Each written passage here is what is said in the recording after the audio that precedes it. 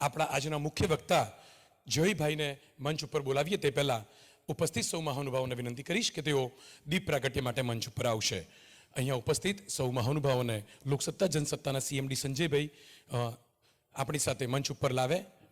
ગુજરાત વિધાનસભાના મુખ્ય દંડક એવા બાળુભાઈ શુક્લ, લોકસભાના સાંસદ શ્રી રંજનબેન ભટ્ટ, વડોદરાના મેયર એવા નિલેશભાઈ રાઠોડ, પૂર્વ મંત્રી શ્રી મનીષાબેન, પૂર્વ મેયર શ્રી અને સાજીગંજ વિધાનસભાના ધારાસભ્ય કેયુરભાઈ રોકડિયા, કોંગ્રેસ પ્રદેશ મહામંત્રી નરેન્દ્રભાઈ રાવત સહિતના સૌ અગ્રણીઓને, deputy mayor Nandaben Joshi, Kheda Bharatiya Janata party વડોદરાના મહામંત્રી સુનિલભાઈ, સૌ મહાનુભાવોને વિનંતી છે કે તેઓ મંચ ઉપર આવશે અને દીપ પ્રાગટ્ય કરશે.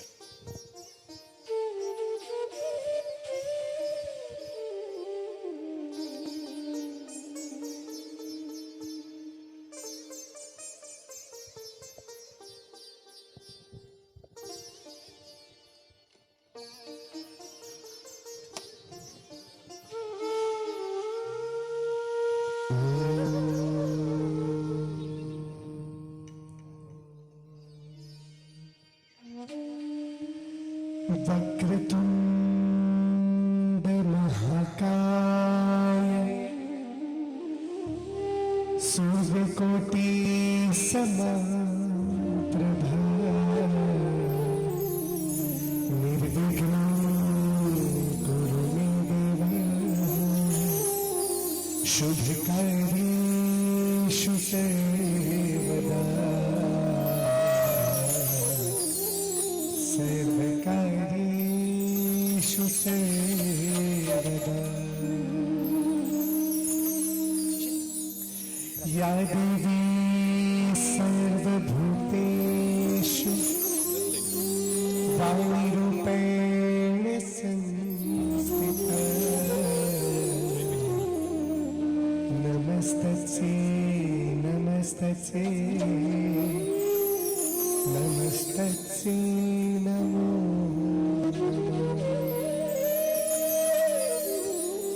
आंगिकं भुवनं यस्य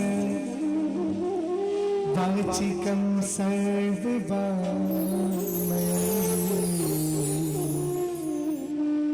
आहार्यं चन्द्रतारादि तन्नमः सात्विकं शिवम्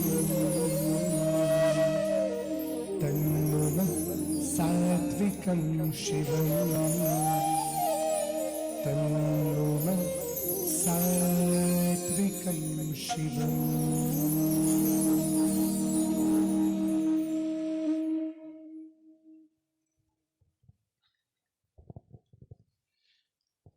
આભાર સૌ મુરબ્બીશ્રીઓ. આ કાર્યક્રમની શરૂઆત આપણે દીપ પ્રાગટ્યથી કરી છે, ત્યારે આ કાર્યક્રમના સૌ આપ મુખ્ય અતિથિનું ફરી એક વખત લોકસત્તા જનસત્તાના કાર્યક્રમ કણ કણમાં કૃષ્ણ ને લઈને ખૂબ ખૂબ સ્વાગત છે. સામાન્ય રીતે ઈશ્વરની ભક્તિ વિશેની કોઈ પણ વાત સાથે આપણે સૌ આપણા બાળપણથી જ પરિવારના સંસ્કારોથી સંકળાયેલા હોઈએ છીએ. આ વાત કોઈ નકારી નહીં શકે કે કોઈ પણ પ્રોફેશન સાથે જોડાયેલો મૂળ ભારતીય વ્યક્તિ એ કૃષ્ણથી અળગો રહ્યો હોય અને કદાચ અળગો રહેવા માટેનો પ્રયત્ન પણ સમાજે સ્વીકાર્યો નથી.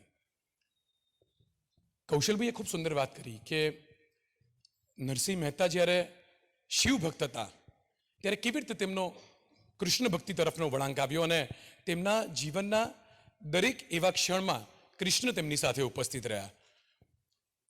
આવા આપણા સૌના જગન્નાથ, જે આ જગના નાથ છે, ભગવાન શ્રીનાથજી,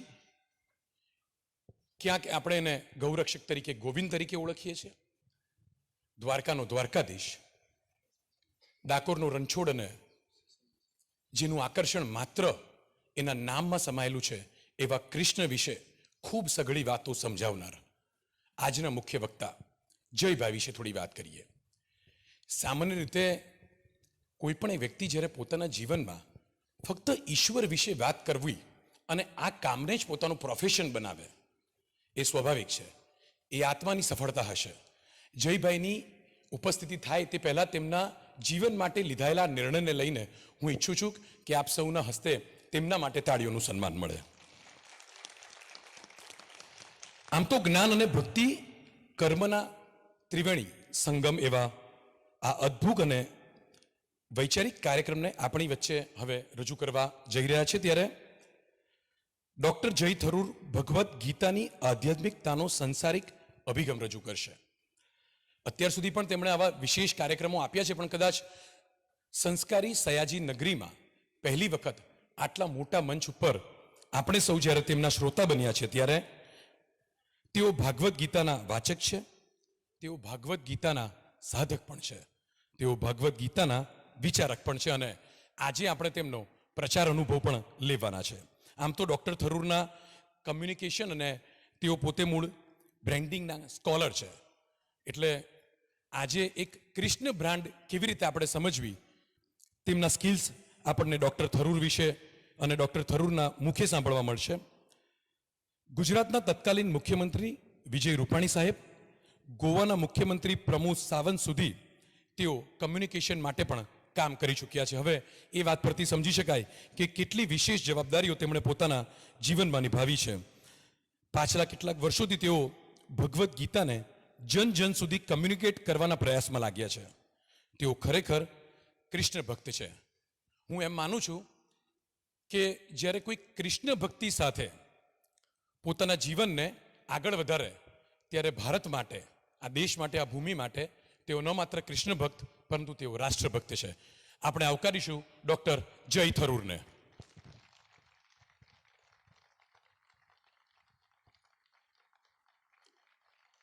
મારી લાગણી છે કે તેમનું સ્વાગત તાળીઓ સાથે આપણે જય શ્રી કૃષ્ણના નાદથી કરીએ.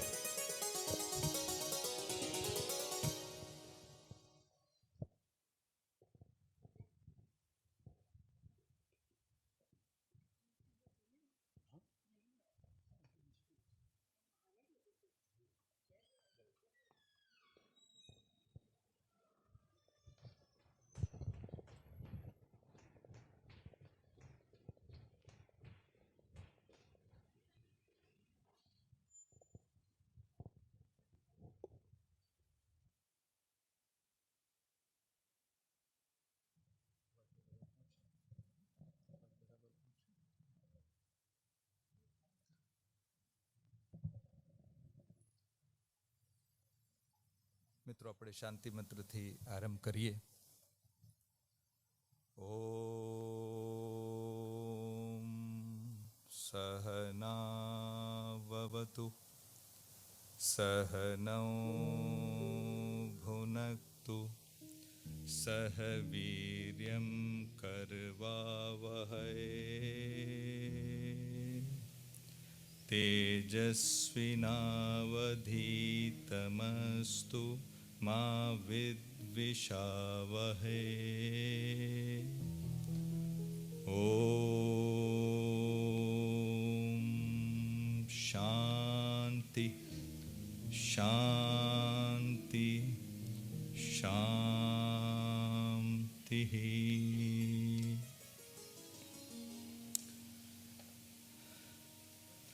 ઉપસ્થિત આપ સૌને મારા પ્રણામ, નમસ્કાર, જય શ્રી કૃષ્ણ. કૌશલભાઈ એમના સુરીલા કંઠથી વાતાવરણને કૃષ્ણમય બનાવી દીધો છે. ખૂબ સુંદર કૌશલભાઈ. ભાગવદ્ ગીતા આપણા જીવનમાં વધુ સમગ્રતાથી પ્રસ્થાપિત થાય,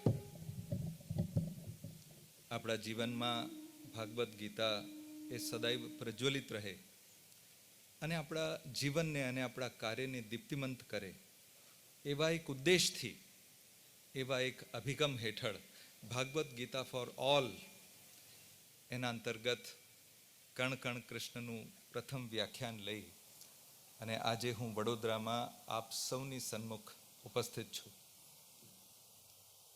કોઈ પણ શહેર હોય એની એક ખાસિયત હોય છે. એ શહેર એક ખાસ બાબત માટે ઓળખાતું હોય છે. અમદાવાદ શહેરીકરણ અર્બન ડેવલપમેન્ટ માટે બહુ પ્રખ્યાત છે. સુરત હીરાના ઉદ્યોગ માટે, મુંબઈ ફિલ્મ ઇન્ડસ્ટ્રી માટે અને જમશેદપુર આયરન એન્ડ સ્ટીલ માટે. પણ બધા જ પ્રકારની પ્રગતિ, વિકાસ અને વૈભવ હોવા છતાંય વડોદરાએ પોતાની ઓળખ એક સંસ્કાર નગરીના રૂપમાં યથાવત રાખી છે, અકબંધ રાખી છે. મિત્રો, ધ્યાનથી જુઓ તો કોઈને આશ્ચર્ય પણ ન થવું જોઈએ.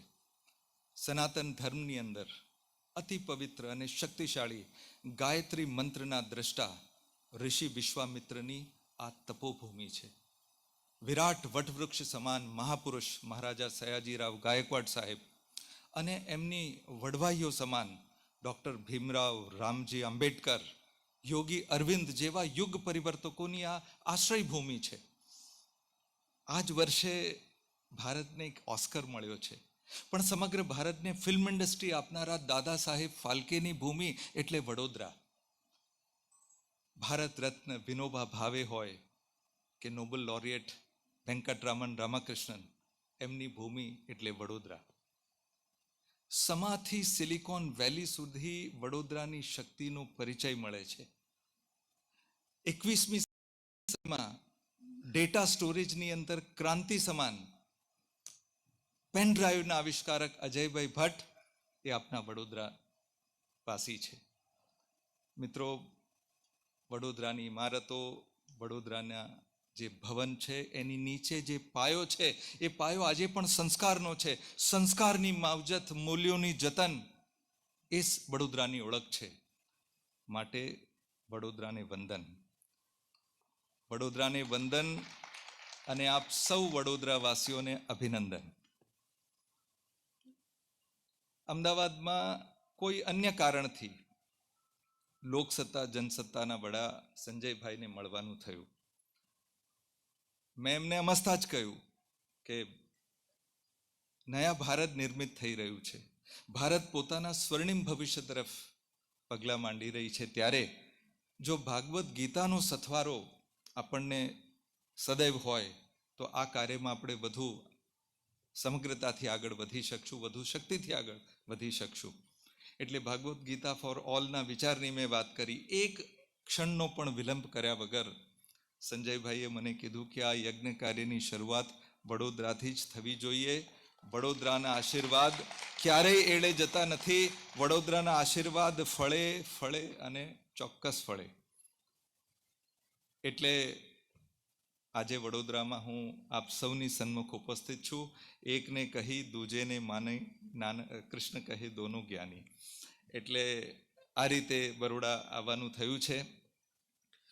મિત્રો, ભાગવદ્ ગીતા એને છેલ્લા ઘણા વખતથી આપ સૌ જોતા હશો કે એને અલગ અલગ રીતે ભાગવદ્ ગીતાને લોકો આપણી સામે મૂકતા હોય છે, એની પરિભાષાને. ઘણા બધા મોટિવેશનલ સ્પીકર પણ એની ઉપર બોલતા હોય છે. તો એમ કહે છે કે ભાઈ Bhagavad Gita is a book of management. ઘણા કહે છે કે Bhagavad Gita is a book of psychology. ઘણા તો એટલા હદ સુધી કહે છે કે Bhagavad Gita is a book of warfare. પણ મિત્રો, ભાગવદ્ ગીતા એ આપણો ધર્મ ગ્રંથ છે. આપણા આરાધ્ય દેવ પૂર્ણ પુરુષોત્તમ ભગવાન શ્રી કૃષ્ણ દ્વારા આપણને આપવામાં આવેલું જ્ઞાન છે. આ જ્ઞાનના આપણે વારસદાર છીએ. મિત્રો, કોઈ પણ સબ્જેક્ટને જ્યારે આપણે સમજવાની કોશિશ કરીએ છીએ ત્યારે અમુક એવા શબ્દો, મૂળભૂત ફંડામેન્ટલ શબ્દો એવા છે કે એવા કોન્સેપ્ટ છે, એ આપણા મનમાં ક્લિયર થાય તો એ સબ્જેક્ટને સમજવામાં આપણને ખૂબ સરળતા પડે છે. મિત્રો, ખાસ કરીને ભારતના સ્વતંત્રતા પછી કોઈ એક શબ્દ જેને સમજવામાં આપણે બહુ મોટી ભૂલ કરી છે. ધ મોસ્ટ મિસઅન્ડરસ્ટુડ શબ્દ એ કંઈ હોય તો એ ધર્મ છે. હું યુવાનો વચ્ચે કામ કરું છું. ભારતમાં ઘણી જગ્યાએ યુવાનોને મળવાનું થાય તો યુવાનો આ ધર્મ શબ્દને લઈને, આમ તો આપણે બધા જ એ શબ્દને લઈને બહુ વધારે કન્ફ્યુઝડ હોય છે. એટલા માટે એવું કહે છે કે ભાઈ હિન્દુઇઝમ ઇઝ અવર રિલિજન. પણ મિત્રો, રિલિજનનો સમાનાર્થી શબ્દ એ ધર્મ નથી. રિલિજનનો સમાનાર્થી શબ્દ છે મઝહબ. રિલિજન શબ્દ એ લેટિન શબ્દ ટુ રેલિગેટમાંથી આવે છે. રેલિગેટ એટલે કે બંધનમાં બાંધવું કે બંધનમાં રાખવું. જ્યાં રિલિજન છે, જ્યાં મજહબ છે, ત્યાં અનિવાર્યતા છે, ત્યાં બંધન છે. તમે પ્રશ્ન ન કરી શકો. એ જે કંઈ એમાં પ્રસ્થાપિત છે, તમારે એને આંખ બંધ કરીને તમારે એને સ્વીકારવું પડે. અને એ વ્યવસ્થાની અંદર તમે રહો તો મરણોપરાંત સ્વર્ગનું પુરસ્કાર છે. અને એમાં જો તમે વિશ્વાસ ન કરો તો મરણોપરાંત નરકની સજા પણ છે.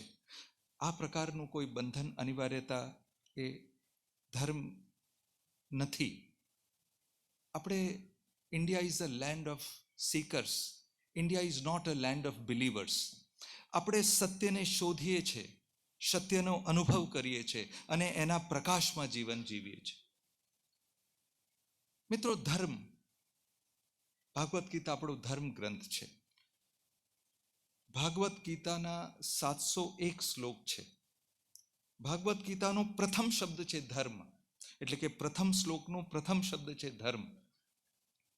ધર્મ ક્ષેત્રે કુરુક્ષેત્રે સમવેતા યુયુત્સવ મામકા પાંડવાશ્ચૈવ કિમ કુર્વત સંજય. પ્રથમ શબ્દ ધર્મ. અને સમગ્ર ભગવદ્ ગીતા સંપન્ન થાય એના પછી જે 701મો શ્લોક છે, સંજય ઉવાચ. સંજય એક પંક્તિમાંનો સાર કાઢે છે અને એનો અંતિમ શ્લોકનો અંતિમ શબ્દ છે મમ. યત્ર યોગેશ્વર કૃષ્ણો યત્ર પાર્થો ધનુર્ધર તત્ર શ્રી વિજયા ભૂતિર ધ્રુવા નીતિર્મતિર મમ. અંતિમ શ્લોક છે આ. ભાગવત ગીતાનો પહેલો શબ્દ છે ધર્મ અને અંતિમ શબ્દ છે મમ. ભાગવત ગીતા એટલે મમ ધર્મ. ભાગવત ગીતા એટલે મારો ધર્મ. હવે ફરીથી પ્રશ્ન આવે છે કે ધર્મ શું છે? આપણા શાસ્ત્રો એવું કહે છે કે ધારણાત ઇતિ ધર્મ. ધારણાત ધર્મમ ઇત્યાહુ. એટલે કે જેને તમે ધારણ કરી શકો એ ધર્મ છે. જેને તમે આત્મસાત કરી શકો, જેને સમજી શકો, જેને પોતાના કણકણમાં ઉતારી શકો અને એ પ્રકારે વ્યવહાર કરી અને તમારી જીવન યાત્રા સમાપ્ત કરી શકો, જેનું તમે ધારણ કરી શકો એ ધર્મ છે. ધર્મને બે રીતે ધારણ કરી શકાય, આપણા શાસ્ત્રો આપણને કહે છે. હું તમને એમ કહું કે અગ્નિનું ધર્મ છે બાળવું, પાણીનું ધર્મ છે ભીંજવું અને વાયુનું ધર્મ છે સુકવવું. તો અહીંયા એક ગુણ છે, અગ્નિનું ગુણ છે બાળવું. એટલે આપણે ધર્મને ગુણના રૂપમાં આપણે આત્મસાત કરીએ છીએ, ધર્મને ગુણના રૂપમાં આપણે ધારણ કરીએ છીએ. એટલે આપણા જીવનની અંદર, આપણા દર્શનની અંદર, સનાતન દર્શનની અંદર ગુણોનો બહુ જ મહત્વ છે. સદગુણી હોવું એ બહુ જરૂરી છે અને સદગુણોને આપણે ખૂબ આવકારીએ છીએ. તો મિત્રો, એક તો એ છે કે ધર્મને તમે ગુણના રૂપમાં ધારણ કરી શકો. પણ હું તમને એમ કહું કે ભાઈ તમારા માતા પિતાનું ધ્યાન રાખવું એ તમારું ધર્મ છે. તો અહીંયા ધર્મને આપણે કર્તવ્યના રૂપમાં જોઈએ છે કે ધર્મને તમે કર્તવ્યના રૂપમાં ધારણ કરી શકો છો, ધારણ કરો છો.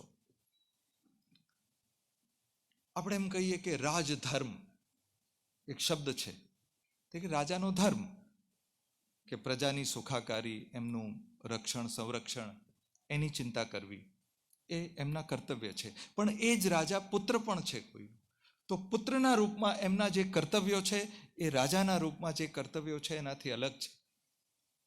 આપણે કહીએ સ્ત્રી ધર્મ. હવે સ્ત્રી તો કંપનીના ચેરમેન છે, મેનેજિંગ ડાયરેક્ટર છે, તો મેનેજિંગ ડાયરેક્ટરના રૂપમાં એમના કર્તવ્યો અલગ છે. પણ એ જ સ્ત્રી માતા પણ છે, તો માતાના રૂપમાં કર્તવ્યો અલગ છે.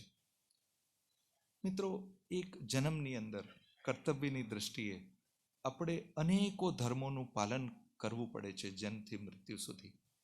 એટલા માટે કે આપણી ઉપર ઘણા બધા કર્તવ્યો હોય છે.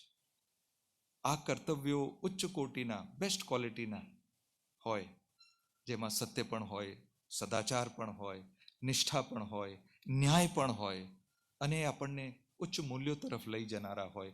એ પ્રકારનું કર્તવ્ય પાલન એ જ આપણું ધર્મ છે. મિત્રો, વર્ષો પહેલા હું એક ગાડી લઈ આવ્યો. તે વખતે જે સારી ગાડી ઉપલબ્ધ હતી એ ગાડી મેં લીધી.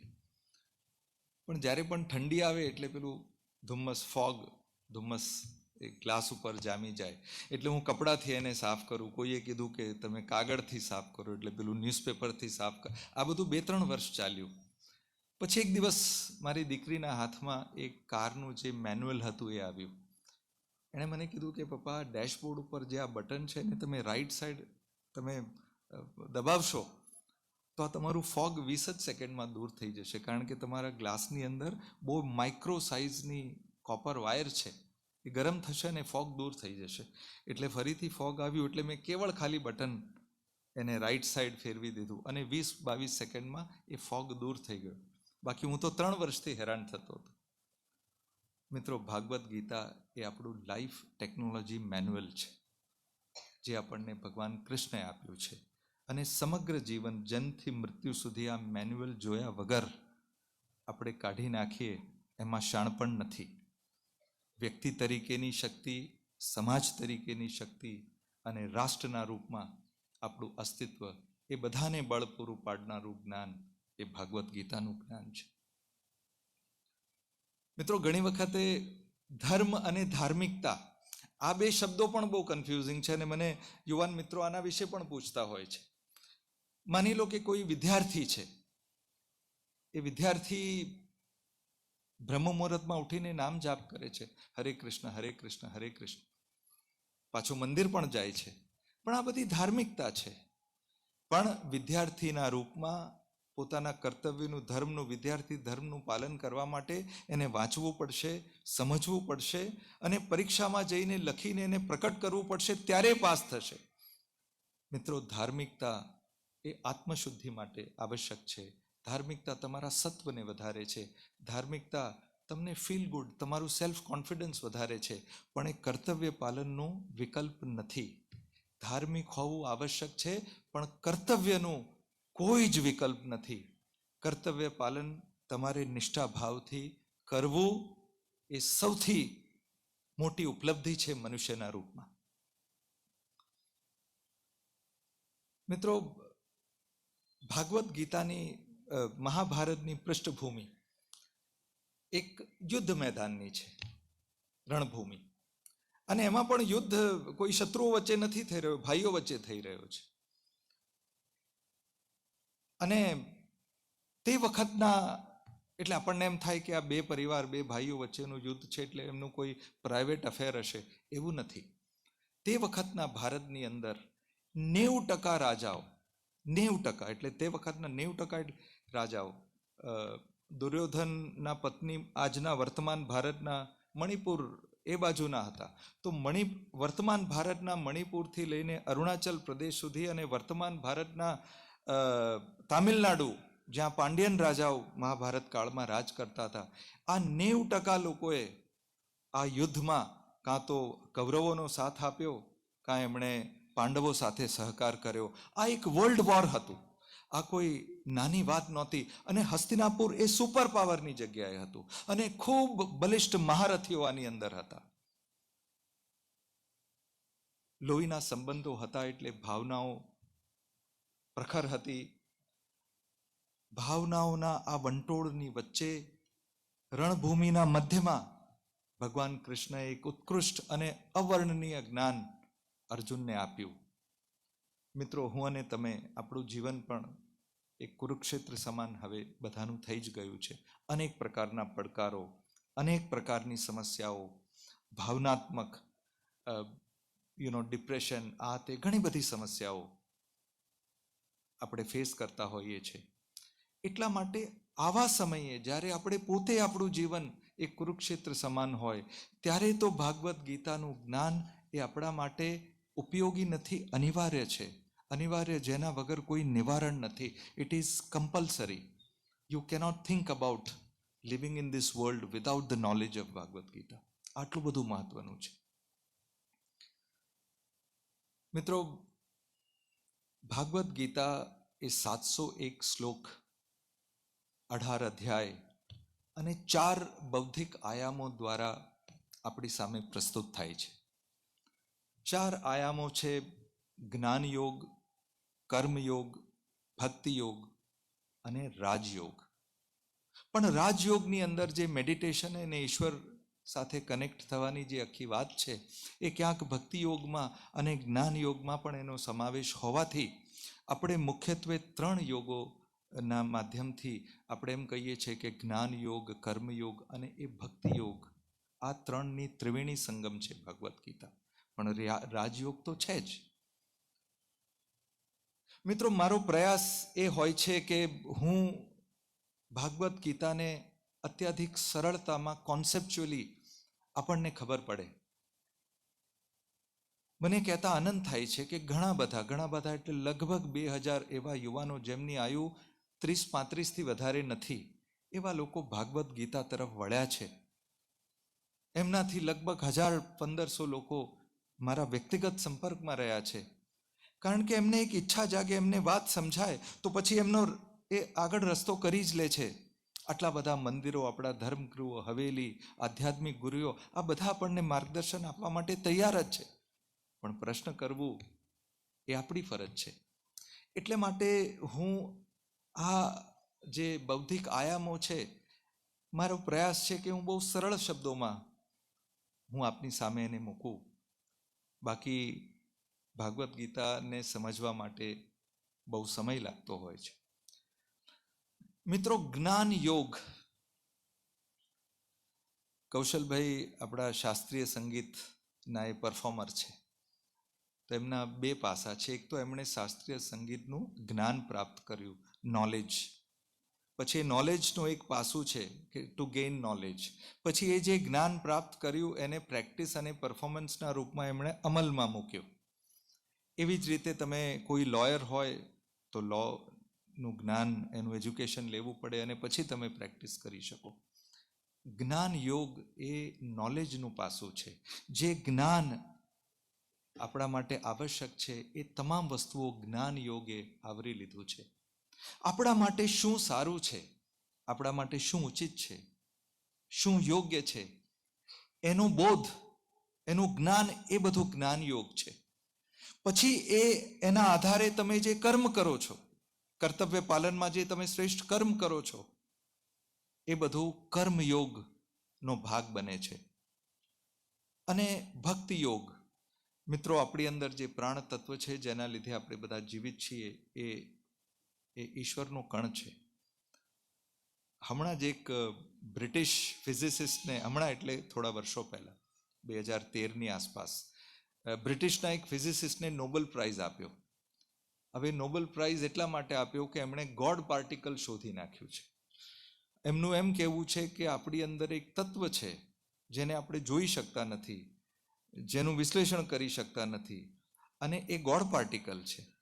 હવે મિત્રો, હિન્દુઓને આ પેટ પકડીને હસવા જેવી બાબત છે. કારણ કે હજારો વર્ષથી આ કોન્સેપ્ટ આપણે જાણીએ છીએ. આપણા કોઈ ગામના મંદિરમાં જઈને પણ તમે પૂજારીને પૂછો કે આત્મા શું છે, તો એનું તમને વર્ણન કરશે. એટલે તમે જુઓ કે આપણું સનાતન દર્શન કેટલું બધું પરિષ્કૃત છે. બીજા કરતાં આપણે કેટલા પહેલાં આ જ્ઞાનને પ્રાપ્ત કરી શક્યા છીએ. તો મિત્રો, ભક્તિ યોગ એ કૃષ્ણ પ્રત્યે આપણો પ્રેમ છે, ભગવાન પ્રત્યે આપણો પ્રેમ છે, ભક્તિ છે.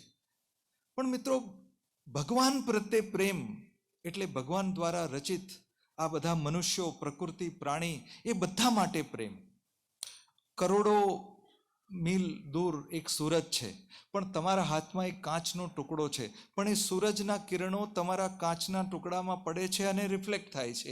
એ જ રીતે ભગવાન આપણી અંદરથી રિફ્લેક્ટ થાય છે. એને આપણે પ્રેમ કહીએ છીએ. ઈશ્વર માટે પ્રેમ, કૃષ્ણ માટે પ્રેમ, ભગવાન માટે પ્રેમ, એટલે બધા જ માટે પ્રેમ. મનુષ્ય હોવાની પ્રાથમિક આવશ્યકતા પ્રેમ છે. કવિ નીરજે બહુ સુંદર કહ્યું છે કે પ્રેમ કે બિના ચલે ન કોઈ, આંધી हो या पानी हो, नई उम्र की चुनरी हो या कंबली फटी पुरानी हो, प्रेम के लिए तपे धरती, प्रेम के लिए जले आसमान, कौन है जग में जिसने नहीं की प्रेम की दरबानी हो, तट तट रास रचाता चल, पनघट पनघट गाता चल, राही है हम एक डगर के, सब पर प्रेम लुटाता चल, हम सब एक राही हैं एक डगर के. એટલે પ્રેમ એ મનુષ્યતાની પ્રાથમિક આવશ્યકતા છે. અને ભક્તિ યોગ એ પ્રેમ આપણને શીખવાડે છે. પ્રેમના એ સબ્જેક્ટને એટલા માટે આપણી પાસે સાત્વિક સૂત્રો પણ છે કે વસુધૈવ કુટુંબકમ, સમગ્ર વિશ્વ એ મારું પરિવાર છે, કોઈ મારાથી અલગ નથી. જે મનમાં કૃષ્ણનો પ્રેમ છે ત્યાં ક્યારેય ઘૃણા હોતી નથી.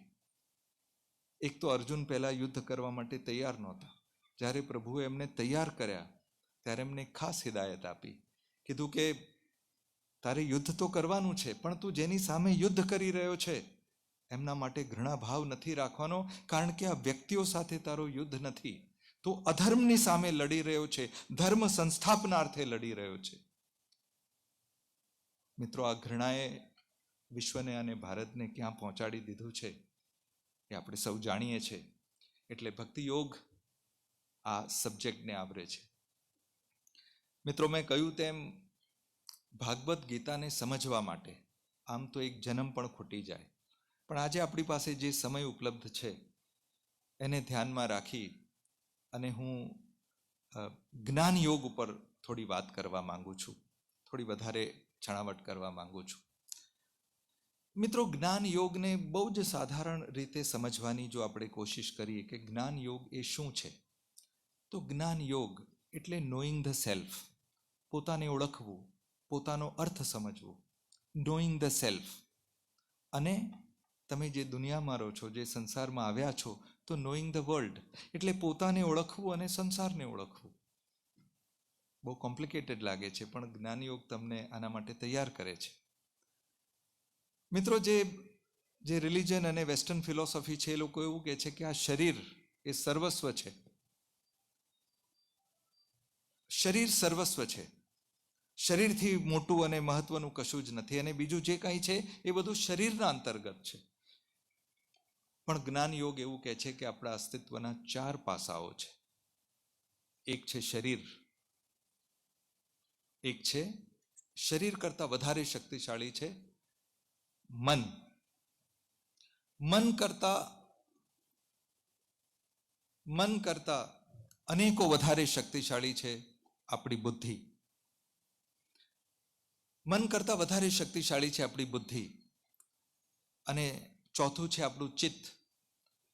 ચિત્તને આપણે ચેતના, આત્મા, આત્મન, બ્રહ્મન આ પ્રકારના શબ્દોથી આપણા શાસ્ત્રોએ આ ચિત્તનું વર્ણન કર્યું છે. મિત્રો, શરીર એની સીમા છે, પણ શરીર સીમિત શક્તિવાળો છે. આ ક્રમમાં સૌથી ઓછા મહત્વનું શરીર છે. શરીરથી વધારે શક્તિશાળી મન છે. આ મન ભાવનાઓનું કેન્દ્ર છે.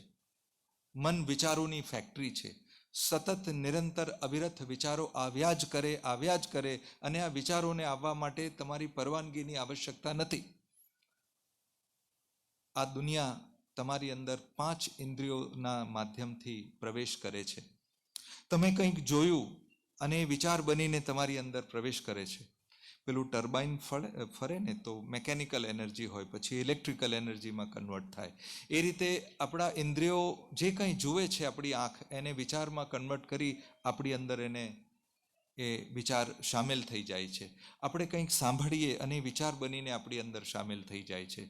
આપણે કંઈક ખાઈએ, એનો સ્વાદ અને એ વિચાર બનીને આપણી અંદર, કોઈને સ્પર્શ કરો અને તમને એક વિચાર બનીને તમારી અંદર એ વિચાર, એ સંસાર તમારી અંદર આવી જાય.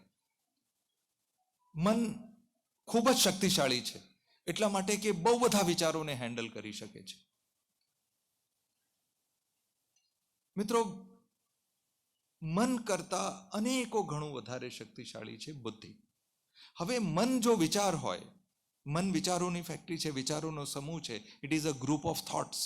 જો મન વિચાર હોય અને બુદ્ધિ પણ વિચાર હોય, તો મન અને બુદ્ધિમાં અંતર શું છે? કઈ રીતે આપણે ફરક પાડીએ કે મન શું છે અને બુદ્ધિ શું છે? મિત્રો, મન એ તફાવત નથી કરી શકતું કે તમારા માટે સારું શું છે, તમારા માટે ખરાબ શું છે. મનને તમારા શરીરની તમારી કાંઈ પડી નથી. તમે ગુલાબજાંબુન ખાધું, ખૂબ ખા કર્યું, તમને ડાયાબિટીસ થઈ જાય, વજન વધી જાય, મનને કાંઈ પડી નથી. કોઈ દારૂ પીવે, ડ્રગ્સ કરે, શરીર મરી જાય, કોઈ ડિપ્રેશનમાં આવીને આત્મહત્યા કરી લે, શરીર જતું રહે, તો પણ મનને પડી નથી. મનને કેવળ મજા જોઈએ, સુખ જોઈએ. એટલે મન એ તફાવત નથી કરતું તમારા માટે સારું શું છે, ખરાબ શું છે. પણ બુદ્ધિને ઇંગ્લિશમાં ઇન્ટેલેક્ટ આપણે કહીએ છીએ. Intellect can discriminate. બુદ્ધિ એ તફાવત કરી શકે છે કે તમારા માટે શું સારું છે, શું ખરાબ છે, શું યોગ્ય છે, શું અયોગ્ય છે, તમારે કયું કામ કરવું જોઈએ જીવનમાં, એની લાયસન્સ તમારી બુદ્ધિ આપે છે. મિત્રો, આપણું મન એ શરીરના નિયંત્રણમાં હોય એ ખૂબ આવશ્યક છે. આપણા જીવનના નિર્ણયો એ બુદ્ધિ લે એ બહુ જરૂરી છે. બુદ્ધિ એક હેડમાસ્ટર જેવું છે. સ્કૂલમાં હેડમાસ્ટર પરવાનગી આપે એટલે પછી બધું બરાબર છે, પણ હેડમાસ્ટર એમ કે આ નથી કરવાનું તો પછી એમાં ગડબડ છે. તો બુદ્ધિ તમને એમ કે આ કામ કરો તો પછી તમારા જીવનનું ક્ષણ આપી દો, તમે ક્યારેય પસ્તાશો નહીં.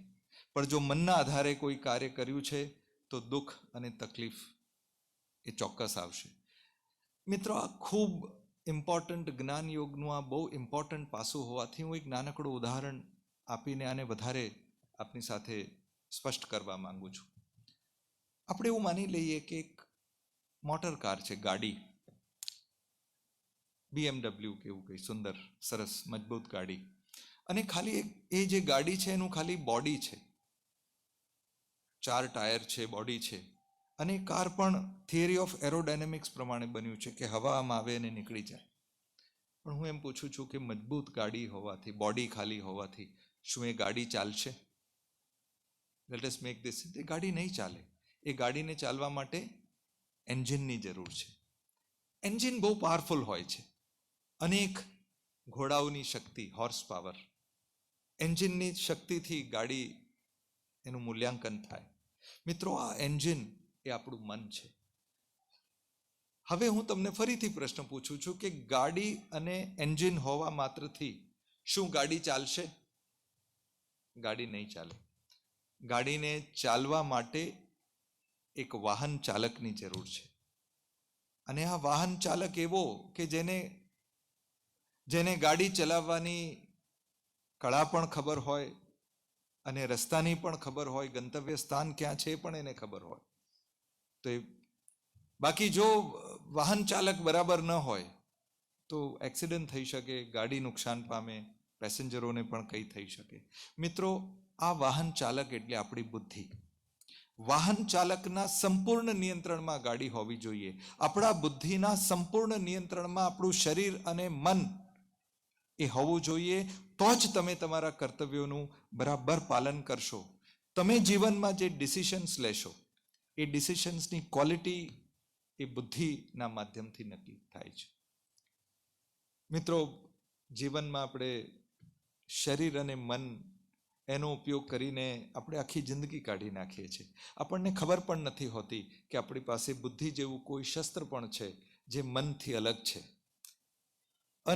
અનિયંત્રિત શરીર અને અનિયંત્રિત મન એ વાવાઝોડા સમાન છે, કેવળ નુકસાન કરી શકે છે. અને મિત્રો, અંતમાં સૌથી ચોથું કોમ્પોનન્ટ છે ચિત્ત. ચિત્તને આત્મા, આત્મન, બ્રહ્મન જેવા શબ્દોનો પ્રયોગ છે. ભાગવત ગીતામાં બ્રહ્મન શબ્દનો પ્રયોગ છે. બ્રહ્મન એટલે બ્રહ્મ વત્તા મન. બ્રહ્મ એટલે બૃહદ, અનંત. આ બ્રહ્માંડની કોઈ સીમા નથી છે. આપણે એક સૌરમંડળમાં છીએ, એક પૃથ્વી ઉપર છીએ. એવા હજારો લાખો આ ગેલેક્સીમાં આ પૃથ્વી છે. અનેક પ્રકારની અસાધારણ શક્તિ આ બ્રહ્માંડમાં છે. એ બ્રહ્માંડનું એક કણ તમારી અંદર પ્રાણ તત્વ બનીને તમારી અંદર છે. એટલા માટે તમે જીવિત છો. આ પ્રાણ તત્વ ઇન્ટરફિયર નથી કરતું. એ તમને જીવિત રાખે છે, તમને શક્તિ, એના પ્રતાપે જ તમે છો. પણ તમારું સંચાલન તો તમારી બુદ્ધિના હાથમાં છે. માની લો કે હું એમ સંજયભાઈને ફોન કરીને કહું કે મારે ગઈકાલ સાંજે તમારા ઘરે આવવું હતું, હું તો તૈયાર હતો, મારી ગાડી પણ તૈયાર હતી, પણ પેટ્રોલ માન્યું નહીં. એવું ના હોય. પેટ્રોલને કાંઈ પડી ના હોય. તમે ગાડી લઈ જાઓ, ઠોકો, તમે ગંતવ્ય સ્થાન ઉપર પહોંચો, મોટોક્રોસ રેલીમાં તમે જઈને ગોલ્ડ મેડલ જીતો, પેટ્રોલને કાંઈ પડી નથી, પણ ગાડી તો પેટ્રોલના લીધે જ ચાલશે. આ ચિત્ત તમારી આંખને જોવાની શક્તિ આપે છે, તમારા કાનને સાંભળવાની શક્તિ આપે છે, તમારા મસ્તિષ્કને વિચારવા માટેની યોગ્યતા પ્રદાન કરે છે. આ તમારી અંદર છે તો તમે જીવિત છો. જે ક્ષણે આ બહાર નીકળી જાય છે આપણે મૃત થઈ જઈએ છીએ. આ મહત્વ છે ચિત્તનું. મિત્રો, જ્ઞાન યોગની અંદર સનાતન દર્શન ની અંદર આપણે સાંખ્ય દર્શન, તમે સાંખ્ય યોગ, સાંખ્ય દર્શન એવું તમે શબ્દ સાંભળ્યું છે, જાણતા પણ હશો. સાંખ્ય દર્શન એવું માને છે, આ બહુ કોમ્પ્લેક્સ સબ્જેક્ટ છે, પણ હું બહુ સરળતામાં બે વાક્ય કહું કે સાંખ્ય દર્શનનો મતલબ કે એક આપણું શરીર છે, સ્થૂળ શરીર છે, અને એક ચેતના છે. ચેતનાને પ્રકટ કરવા માટે સ્થૂળ શરીરની આવશ્યકતા છે. ચેતના આપણા દ્વારા, એ ચેતના એ આપણા દ્વારા પ્રકટ થાય છે. એટલે એક ચેતના છે, એક સ્થૂળ શરીર છે અને ચેતના છે. આ જે ડ્યુઆલિટી છે એ સાંખ્ય દર્શન છે, જેનું વિવરણ જ્ઞાન યોગમાં છે. મિત્રો, આ ચાર જે આપણા અસ્તિત્વના પાસાઓ છે, આ ચાર પાસાઓ શક્તિના રૂપમાં પણ આપણને ઉપલબ્ધ છે. આપણી પાસે ચાર પ્રકારની શક્તિઓ છે. એક છે બાહુબલ, એટલે કે શારીરિક શક્તિ. એક છે મનોબલ, પણ મનોબળ ત્યારે જ જ્યારે તમારું મન બુદ્ધિના નિયંત્રણમાં છે, બુદ્ધિના અધિપત, લીડિંગ એ બુદ્ધિ કરે છે, તો એ મનોબળ છે.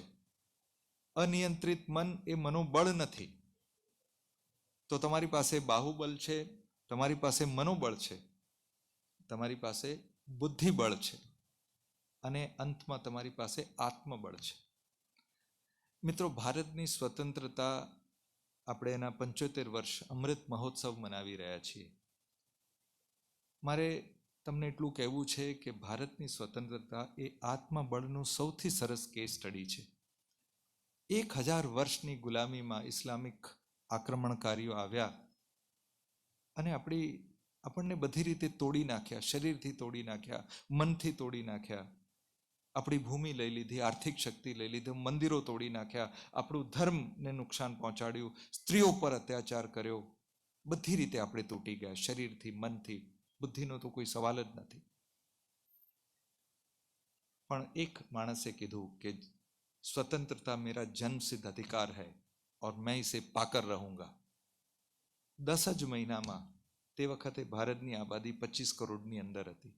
એક વર્ષની અંદર ભારતના 25 કરોડ લોકોનું આ બ્રહ્મ વાક્ય થઈ ગયું કે स्वतंत्रता मेरा जन्मसिद्ध अधिकार है और मैं इसे पाकर रहूंगा. આત્મબળ જાગ્યું. એટલે શરીરની સીમાઓ પણ અવરોધ ન બની, મનની સીમાઓ અવરોધ ન બની. અને આપણે જ્યારે સુભાષચંદ્ર બોસે ઇન્ડિયન નેશનલ આર્મી કરી ત્યારે આપણે શક્તિનો પણ, શારીરિક શક્તિનો પણ પરિચય આપ્યો. મનથી મજબૂત હતા. સરદાર વલ્લભભાઈ પટેલ એ બુદ્ધિબળનો એક બહુ સરસ ઉદાહરણ છે. મિત્રો, ભારત આઝાદ, સ્વતંત્રતા એટલા માટે પ્રાપ્ત કરી શકી કે આપણે આત્મબળને જાગૃત કરી શક્યા. બાકી આ પૃથ્વીના 50% પૃથ્વી ઉપર અંગ્રેજોનો રાજ હતો. The sun never sets on England, એ પ્રકારની વાત હતી. તેમ છતાંય આપણે કરી શક્યા. એટલા માટે મિત્રો, મનુષ્યના રૂપમાં જન્મ લેવા માત્રથી તમે પાવરફુલ છો અને કમ્પ્લીટ છો, તમે શક્તિશાળી છો અને પરિપૂર્ણ છો. એટલા માટે ક્યારે પણ તમે પોતાને કમજોર ન સમજતા. આ ચારે પ્રકારની શક્તિ. તમને એમ લાગે કે જીવનમાં હું ઘણું કરું છું, કાંઈ થતું નથી, કંઈ વૈતરું કરતો હોય ને એવું લાગે. જો તમને એવું લાગે તો ફરીથી ધ્યાન કરજો, બુદ્ધિને જાગૃત કરજો. કદાચ તમે શારીરિક શક્તિ વધારે લગાડતા હશો, કદાચ તમે મન અને બુદ્ધિમાં તમે અંતર કદાચ તમારાથી નહીં થતું હોય. બાકી આ ચાર શક્તિઓ તમને કેવળ વિજય અપાવી શકે. મિત્રો, આ ચાર શક્તિની મેં વાત કરી કે આ ચાર શક્તિઓના કારણે આપણે કમ્પ્લીટ છીએ. મિત્રો, જ્ઞાન યોગની અંદર આ ચાર પાસાઓ તો છે જ, પણ મેં કહ્યું જ્ઞાન યોગ એટલે પોતાને ઓળખવું. પોતાને ઓળખવાની કળા આપણને જ્ઞાન યોગ શીખવાડે છે. તો પોતાને ઓળખવાની પ્રક્રિયામાં 3 ગુણોને સમજવું એ બહુ જરૂરી છે, અને જ્ઞાન યોગ એ દિશામાં આપણને ખૂબ માર્ગદર્શન આપે છે. મિત્રો, 3 ગુણો છે. 4થા ચેપ્ટરની અંદર આપણા વર્ણ વ્યવસ્થા પણ આ ગુણોના કોમ્બિનેશનથી બની છે. એની ઉપર આપણે પછી વાત કરીએ. 3 ગુણો છે અને આ 3 ગુણો છે સત્વ, રજસ અને તમસ. આપણે બધા જાણીએ છીએ, પણ આ બહુ ઇન્ટરેસ્ટિંગ પાસું છે. આ 3 ગુણોના કોમ્બિનેશનથી જ આપણું અસ્તિત્વ છે. આપણે બધાની અંદર આ 3 ગુણોનું કોઈ કોમ્બિનેશન છે. એટલે આ 3 ગુણોને જ્ઞાન યોગ આપણને આનો ખૂબ સારી રીતે અભ્યાસ આપે છે. મિત્રો, સત્વ એટલે શાંત, સરળ, સૌમ્ય, મૃતભાષી, જ્ઞાન, પ્રકાશ, બુદ્ધિ, બુદ્ધિ પ્રદાન, પરોપકાર, સદાચાર, સત્ય, આ બધું સત્વ છે. રજસ એટલે ઉત્તેજના, મનનું આકુળ વ્યાકુળ રહેવું. આ જોઈએ છે, તે જોઈએ છે, આની પાછળ દોડવાનું છે, આ ડેડલાઇન છે, આ છે, તે છે. મન હંમેશા અશાંત હોય. આ પ્રતિયોગિતા જીતવાની છે, એટલે આ બધી વસ્તુઓના લીધે મન હંમેશા આકુળ વ્યાકુળ હોય. આ છે રજસ. અને તમસ, તમસ એટલે સુસ્તી, આળસ, નિષ્ક્રિયતા, પ્રતિસાદનો અભાવ, પ્રતિક્રિયાનો અભાવ. આળસ એટલે કર્તવ્યથી દૂર ભાગવું, કે હું કંઈ પણ ન કરું તેમ છતાંય મને બધું મળી જાય. તમસ એટલે હિંસા, તમસ એટલે દુષ્કૃત્ય, તમસ એટલે અસત્ય. મિત્રો, આ 3 ગુણોના ટેક્સચર છે. આપણે પહેલા જ વાત કરી કે ધર્મને આપણે ગુણના રૂપમાં ધારણ કરીએ છીએ. ધારણાત ધર્મમ ઇત્યાહુ. તો આ ગુણોની આપણે વાત કરીએ છીએ, ગુણો પર પહોંચ્યા છીએ. મિત્રો, આપણું જે 24 કલાક છે એ પણ આ ગુણોના રૂપમાં ડિવાઈડ કરવામાં આવ્યું છે, જેથી કરીને આપણને આપણા કર્તવ્ય પાલનમાં આ વ્યવસ્થા આપણા ગ્રંથો, આપણા શાસ્ત્રો આપણને પૂરું પાડે છે. તમે જાણો છો કે બ્રહ્મ મુહૂર્ત એટલે લગભગ 3:45 સૂર્યોદય સુધી, પણ હું સરળતા માટે 4 થી 6 એવું બોલું છું. સૂર્યોદય થાય એના પહેલા 2-2.25 કલાકે બ્રહ્મ મુહૂર્ત હોય છે. આપણે એવું માનીએ છીએ કે બ્રહ્મ મુહૂર્તમાં વાઈફાઈ કનેક્શન બહુ સ્ટ્રોંગ હોય છે અને ઈશ્વર સાથે કનેક્ટ થવા માટેનું મોસ્ટ કન્ડ્યુસિવ એ સમય છે. આ સત્વનો સમય છે. જ્ઞાન યોગ કહે છે કે આ સત્વમાં તમારે તમારો ધર્મનું પાલન કરવાનું છે. તમારે તમારા શરીરનું ધ્યાન રાખવાનું છે. એટલે તમારા માટે પ્રાણાયામ કરવું અને તમારે વ્યાયામ કરવું એ તમારું ધર્મ છે, તમારું કર્તવ્ય છે. એટલે કેવળ આપણા શાસ્ત્રો કહે છે કે વ્યાયામ કરવું એ ધાર્મિક આવશ્યકતા છે, એ શોખ નથી. તમારા શરીર પ્રત્યે તમારું ધર્મ છે. એટલે બ્રહ્મ મુહૂર્તમાં તમે પ્રાણાયામ કરો, તમે વ્યાયામ કરો અને શરીરની સાધના કરો.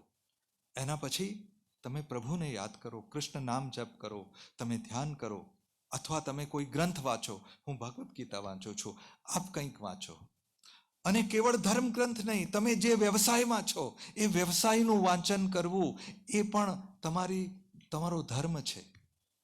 તમે એડવોકેટ છો, લોયર છો, તો જે તમારું લોનું કેસ સ્ટડી એ તમારે કારણ કે એક તો તમે લોયર તરીકે તમે કામ કરીને અર્થ એટલે કે પૈસા કમાવો છો, પણ એ જ્ઞાન, એને તમારા કર્મયોગથી આ જ્ઞાનની વાત છે. એટલે તમારા ફિલ્ડમાં તમે સૌથી વધારે જ્ઞાની હો, તમારું જ્ઞાન સચોટ હોય, તમે જ્ઞાનની દ્રષ્ટિએ એકદમ તમે ટોપમાં હો, એના માટે તમે જે ફિલ્ડમાં કામ કરો છો એનું થોડું અધ્યયન કરવું પણ આવશ્યક છે.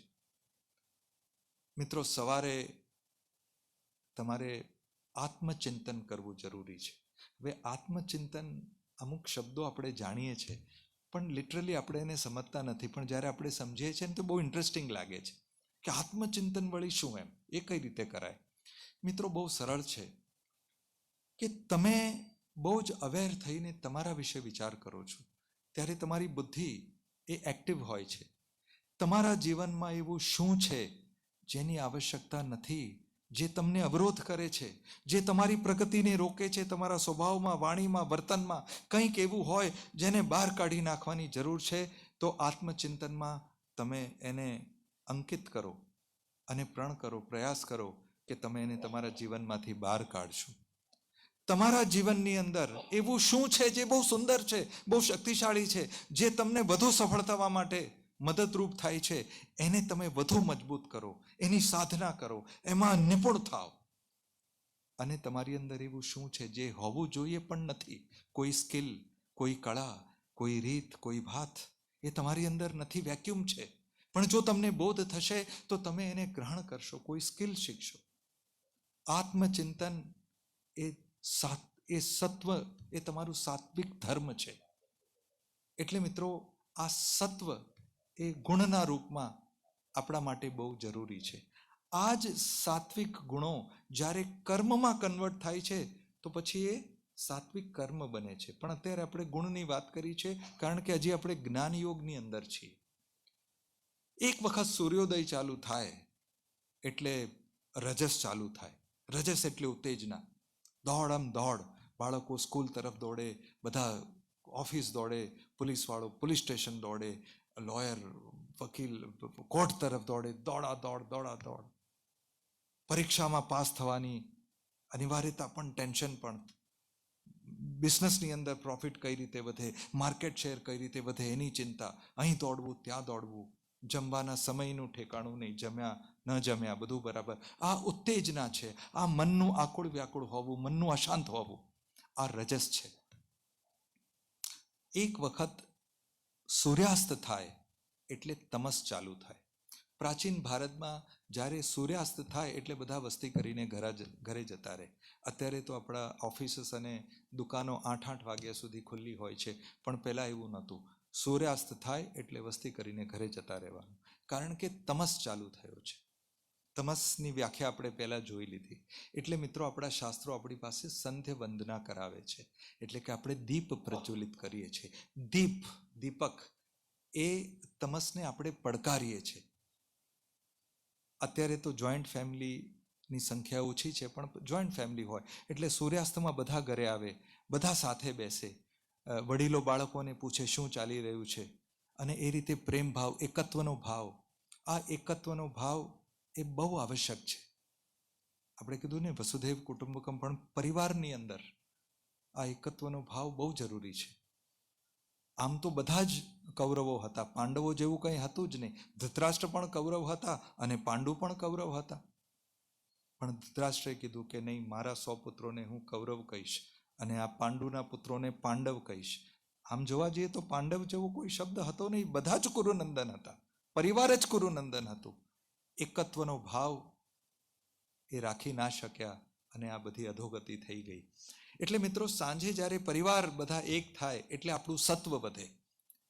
પહેલા સાંજે ઘરે આરતી કરે અને ભજન ગાય. સંજયભાઈ મને થોડા દિવસ પહેલા કહેતા હતા કે નાના હતા ત્યારે જ્યારે ઘરે જાય તો એમના બાને બધા સાંજે અનિવાર્ય રૂપે ભજન કરે. આપણા બધાના ઘરમાં પહેલાં થતું હતું, હવે થાય છે કે નહીં અલગ વસ્તુ છે. તો એ કેમ એવું કરીએ છીએ? એ તમસને પડકારવા માટે કે તમસ તું આવી ગયો છે પણ અમે તારા અધીન નથી. મંદિરોમાં આરતી કેમ સાંજે થાય છે? કારણ કે તમસ.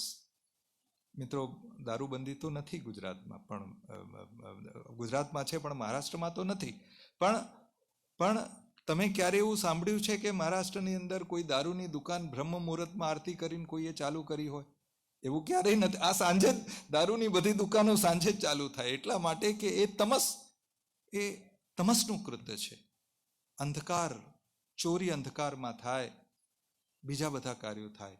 અને પ્રાચીન ભારતમાં બધા 9 વાગ્યા પહેલાં સૂઈ જાય જેથી કરીને બ્રહ્મ મુહૂર્તમાં ઉઠી શકે. મિત્રો આ 3 ગુણોના કોમ્બિનેશનથી આપણે બધા જ બન્યા છે. તમે શાંતિથી જ્યારે આત્મચિંતન, હવે પછી બધા આત્મચિંતન કરજો, કારણ કે તમારું ધર્મ છે. આપણે જરા અલગ છીએ. દિવસમાં 5 વખત પૂજા પાઠ કરવાથી આપણું વાત નથી પતતી, કે એક શુક્રવારે કે એક રવિવારે મંદિરમાં જવાથી વાત નથી પતતી. આપણે ધાર્મિક છીએ. ધર્મમ ભજતમ સતતમ. દરેક શ્વાસ સાથે ધાર્મિક આચરણ આપણે મેન્ટેન કરી રાખવો પડે. તો આત્મચિંતન એક ધાર્મિક કાર્ય છે, બધાએ કાલથી કરવું અને બધાએ વિચારવું. આ 3 ગુણોનું કોમ્બિનેશન છે. મિત્રો ઘણી વખતે આપણને બહુ જ મોટા બિઝનેસમેન, કરોડપતિ, સફળ બિઝનેસમેન મળે. તમે એમને મળો ને તો તમને બહુ જ આનંદ થાય, તમને ફરી મળવાનું મન થાય. કેમ? એ તો રજસ પ્રધાન વ્યક્તિ છે, એમનું જીવન રજસ પ્રધાન છે, પણ એમની અંદર સત્વ બહુ મજબૂત છે અને તમસ નૈવત છે, એટલે આપણને ગમે છે. અને ઘણા એવા લોકો હોય છે, હું તો સરકારમાં પણ રહ્યો છું એટલે ઘણા પોલિટિક્સમાં અને બિઝનેસમાં ખૂબ શક્તિશાળી મોટા બિઝનેસમેન, પણ તમે એમને મળો ને તો ફરીથી એમનું મોઢું જોવાનું મન ના થાય. તમને એમ થાય કે આ માણસને ફરી જોવો નથી. કેમ ખબર છે? કારણ કે રજસ પ્રધાન છે પણ સત્વ નથી, તમસ એમની અંદર વધારે છે. આ 3 ગુણોના એને જે રીતે આપણે પેલું એને બેલેન્સ કરીએ છીએ ને, આ 3 ગુણોના બેલેન્સથી તમે તમારા જીવનની અંદર તમે ડિપ્રેશનથી અને તમામ વસ્તુઓથી દૂર રહી શકો. આ 3 ગુણો મિત્રો એ બહુ મહત્વનું છે. મિત્રો, જ્ઞાન યોગ તમને પોતાને ઓળખવા માટે તમારી મદદ કરે છે. તો આપણે જોયું કે આપણા 4 જે આપણા પાસા છે કે શરીર, મન, બુદ્ધિ અને ચિત્ત. મિત્રો, મારે મન અને બુદ્ધિની ફરી એક વાત કરવી છે. તમે જાણો છો કે અર્જુન કોઈ સામાન્ય વ્યક્તિ નહોતા. આ કેટલું જરૂરી છે, બહુ જ આવશ્યક છે. કદાચ આજના આપણા વ્યાખ્યાનની અંદર આ બાબત જો આપણે આત્મસાત કરી શકીએ તો આપણને બહુ જ વધારે મદદ મળશે. અર્જુન કોઈ સામાન્ય વ્યક્તિ નહોતા. એ શરીરથી બલવાન હતા, બલિષ્ઠ હતા, બુદ્ધિમાન હતા અને ધનુર્ધર, આ વિશ્વના શ્રેષ્ઠ ધનુર્ધર. તે વખતે કોઈ આ વિશ્વમાં નહોતું જે અર્જુનને ધનુર્વિદ્યામાં પછાડી શકે. અને ધનુર્વિદ્યા એટલે focus. He was very focused, very clear, very intelligent person. યુધિષ્ઠિરથી ઉંમરમાં નાના હોવા છતાં પણ એ પ્રધાન સેનાપતિ હતા. તો તમે વિચાર કરો કે કેટલા શ્રેષ્ઠ વ્યક્તિ હશે અર્જુન. આ અર્જુન જ્યારે યુદ્ધ ભૂમિમાં ગયા, અને એવું પણ નહોતું કે ભાઈ એમને ગુસ્સો આવી ગયો કે ચલો યુદ્ધ કરી લઈએ. યુદ્ધ ન થાય એના માટે બધા પ્રયાસો થયા. ભગવાન કૃષ્ણ પોતે ઇન્ટરફિયર થયા અને કીધું કે ભાઈ યુદ્ધ, એમણે પોતે પ્રયાસો કર્યા, પણ દુર્યોધન અધર્મમાંથી નિવૃત્ત થઈ ન શક્યો. એ અધર્મને છોડી ન શક્યો અને આ લોકો અધર્મને પકડી ન શક્યા. એટલે યુદ્ધ થયું. યુદ્ધમાં અર્જુન ભાવુક થઈ ગયા. લોહીના સંબંધો હતા, ભાવુક થઈ ગયા. અને જ્યારે એ ભાવુક થઈ ગયા તો જ્યારે પણ ભાવનાઓ આપણને આપણા ઉપર હાવી થઈ જાય છે ત્યારે મિત્રો આપણે બિલકુલ આપણું નાશ થઈ જાય છે. એટલા માટે કે જ્યારે ભાવનાઓ આપણી ઉપર હાવી થાય છે તો આપણે આપણી જે શારીરિક શક્તિ, આપણે એનો ઉપયોગ નથી કરી શકતા. આપણે આપણી બુદ્ધિનો યુઝ નથી કરી શકતા. આપણી પાસે જે કંઈ છે એનો કશું આપણે યુઝ નથી કરી શકતા. આપણે બિલકુલ સ્ટેચ્યુની જેમ ઊભા થઈ જઈએ છીએ. તમારી પાસે પૈસા તો બહુ છે, પણ તમારા લોકરની ચાવી ખોવાઈ ગઈ છે, 1 રૂપિયો પણ તમે હોવા છતાં યુઝ નથી કરી શકતા. અર્જુન ભાવુક થઈ જાય છે. મિત્રો, ભાવના કંઈ પણ હોય, પ્રેમ હોય, ક્રોધ હોય, ભય હોય, વૈર વૈમનસ્ય હોય, ઘૃણા હોય, કોઈ પણ ભાવના જ્યારે તમારી ઉપર કબજો કરી લે, ભાવનાઓ જ્યારે હાવી થઈ જાય તો તમારું સર્વનાશ થઈ જાય છે. બીજા ચેપ્ટરની અંદર 63મો શ્લોક છે અને આ મને બહુ પ્રિય છે. એ શ્લોક એવું કહે છે કે ક્રોધાત ભવતિ सम्मोहम, सम्मोहात् સ્મૃતિ વિભ્રમ, સ્મૃતિ ભ્રંશાત બુદ્ધિનાશ, બુદ્ધિનાશાત પ્રણશ્યતિ. ક્રોધાત, ક્રોધના સંદર્ભમાં કહ્યું છે, પણ એ કોઈ પણ ભાવનાઓ માટે આ બંધ બેસે છે કે ભાવનાઓ જ્યારે હાવી થાય છે, ક્રોધાત ભવતિ सम्मोहम, सम्मोहात એટલે હિપ્નોટાઇઝ થઈ જવું. તમે સંમોહિત થઈ જાઓ છો, ભાન નથી પડતી કે શું થઈ રહ્યું છે, શું કરવું, શું ન કરવું, એકદમ સ્તબ્ધ થઈ જાઓ છો. ક્રોધાત ભવતિ सम्मोहम, सम्मोहात् સ્મૃતિ વિભ્રમ, સ્મૃતિ વિભ્રમ સાધારણ ગુજરાતીમાં તમે ભાન ભૂલી જાઓ છો. સ્મૃતિ ભ્રંશાત બુદ્ધિનાશ, જેમ તમે ભાન ભૂલી જાઓ છો, સંમોહિત થઈ જાઓ છો. સ્મૃતિ ભ્રંશાત, તમારી બુદ્ધિ સ્વિચ ઓફ થઈ જાય છે, તમારી બુદ્ધિનો તમે ઉપયોગ નથી કરી શકતા. અને પછીનું વાક્ય તો બહુ જ મહત્વનું છે, બુદ્ધિનાશાત પ્રણશ્યતિ. જ્યારે તમે તમારી બુદ્ધિનો ઉપયોગ નથી કરી શકતા ત્યારે તમારા સર્વનાશની વ્યવસ્થા એ પરિસ્થિતિમાં ગોઠવાઈ જાય છે. મિત્રો, આપણે જોયું છે ફિલ્મોમાં, કદાચ વ્યક્તિગત જીવનમાં ભગવાન ન કરે એવું જોયું હોય, પણ ફિલ્મોમાં આપણે જોઈએ છીએ કે કોઈ સ્વજનનું મૃત્યુ થઈ જાય, કોઈ આઘાત લાગે, બિઝનેસમાં બધા પડી ભાંગે એટલે માણસ એકદમ હિપ્નોટાઇઝ થઈ જાય ને, અને પછી એને આમ શારીરિક રીતે હલાવીએ કે ભાનમાં આવ, અને આમાં, અને ઘણી વખત તો લાફો પણ મારી દઈએ જેથી પાછો એ ભાનમાં પાછો આવે. એટલે અહીંયા પણ એ જ થયું. અર્જુન કમ્પ્લીટલી ભાવનાઓ હાવી થઈ ગઈ અને આ પ્રકારનો શ્રેષ્ઠ પુરુષ એનું શરીર કામમાં પગ ધ્રુજવા લાગ્યા. અકલ્પનીય. આવો વીર અર્જુન, એના પગ ધ્રુજવા લાગ્યા. ગળું સુકાઈ ગયું. અર્જુનના હાથમાં ગાંડીવ હોય તો આ સંસારની અંદર, આ વિશ્વની અંદર કોઈની તાકાત નથી કે અર્જુનના હાથમાંથી ગાંડીવ લઈ લે, પણ એ ગાંડીવ હાથમાંથી પડી ગયું. ધરાશાયી થઈને પડ્યા અને કીધું કે પ્રભુ, હું યુદ્ધ નહીં કરી શકું, મારાથી નહીં થાય, કર્તવ્ય પાલન હું નહીં કરી શકું, હું આ બધું છોડીને હિમાલય ચાલ્યો જઈશ, ભીખ માંગીને ખાઈશ, પણ કર્તવ્ય પાલન નહીં કરું. તમે વિચાર કરો કે આવો. અને પછી મિત્રો, જે ભગવાન એમને તૈયાર કરે છે કર્તવ્ય પાલન માટે, અને પ્રભુના શબ્દો આપણને બહુ કઠોર લાગે છે. ભાગવત ગીતાની અંદર ભગવાન ઉવાચ, જે પ્રથમ શ્લોક જે પ્રભુ બોલે છે એ અર્જુનને હલાવવા માટે, કે અર્જુન જાગ, કે આ બધું શું માંડ્યું છે. પ્રભુ કહે છે કે કુતસ્વા કશ્મલમ ઇદમ વિષમે સમપુસ્થિતમ અનાર્જુષ્ટમ અસ્વર્ગીયમ અકીર્તિમ કર્મ અર્જુન. આ વિષમ પરિસ્થિતિ જ્યારે આવી પડી છે, આ વિપત્તિના સમયે તારા હૃદયમાં નિર્બળતા ક્યાંથી આવી? અનાર્જુષ્ટમ, આ આર્યોને શોભતું નથી. આર્ય એટલે વીર. અર્જુન વીર ક્ષત્રિય છે, પણ આર્ય એટલે જવાબદાર વ્યક્તિ. પણ આપણે બધા જ જવાબદાર વ્યક્તિઓ હોઈએ તો આપણને પણ આ પ્રકારની દુર્બળતા શોભતી નથી. અનાર્જુષ્ટમ, આ આર્યોને શોભતું નથી. અસ્વર્ગીયમ, આ જીવનના ઉચ્ચ મૂલ્યો તરફ નથી લઈ જતું. અકીર્તિમ કરમ અર્જુન, આ નામ ડુબાડવા જેવું છે, આ અપયશ અપાવનારું છે. અર્જુન, તું શું કરી રહ્યો છે?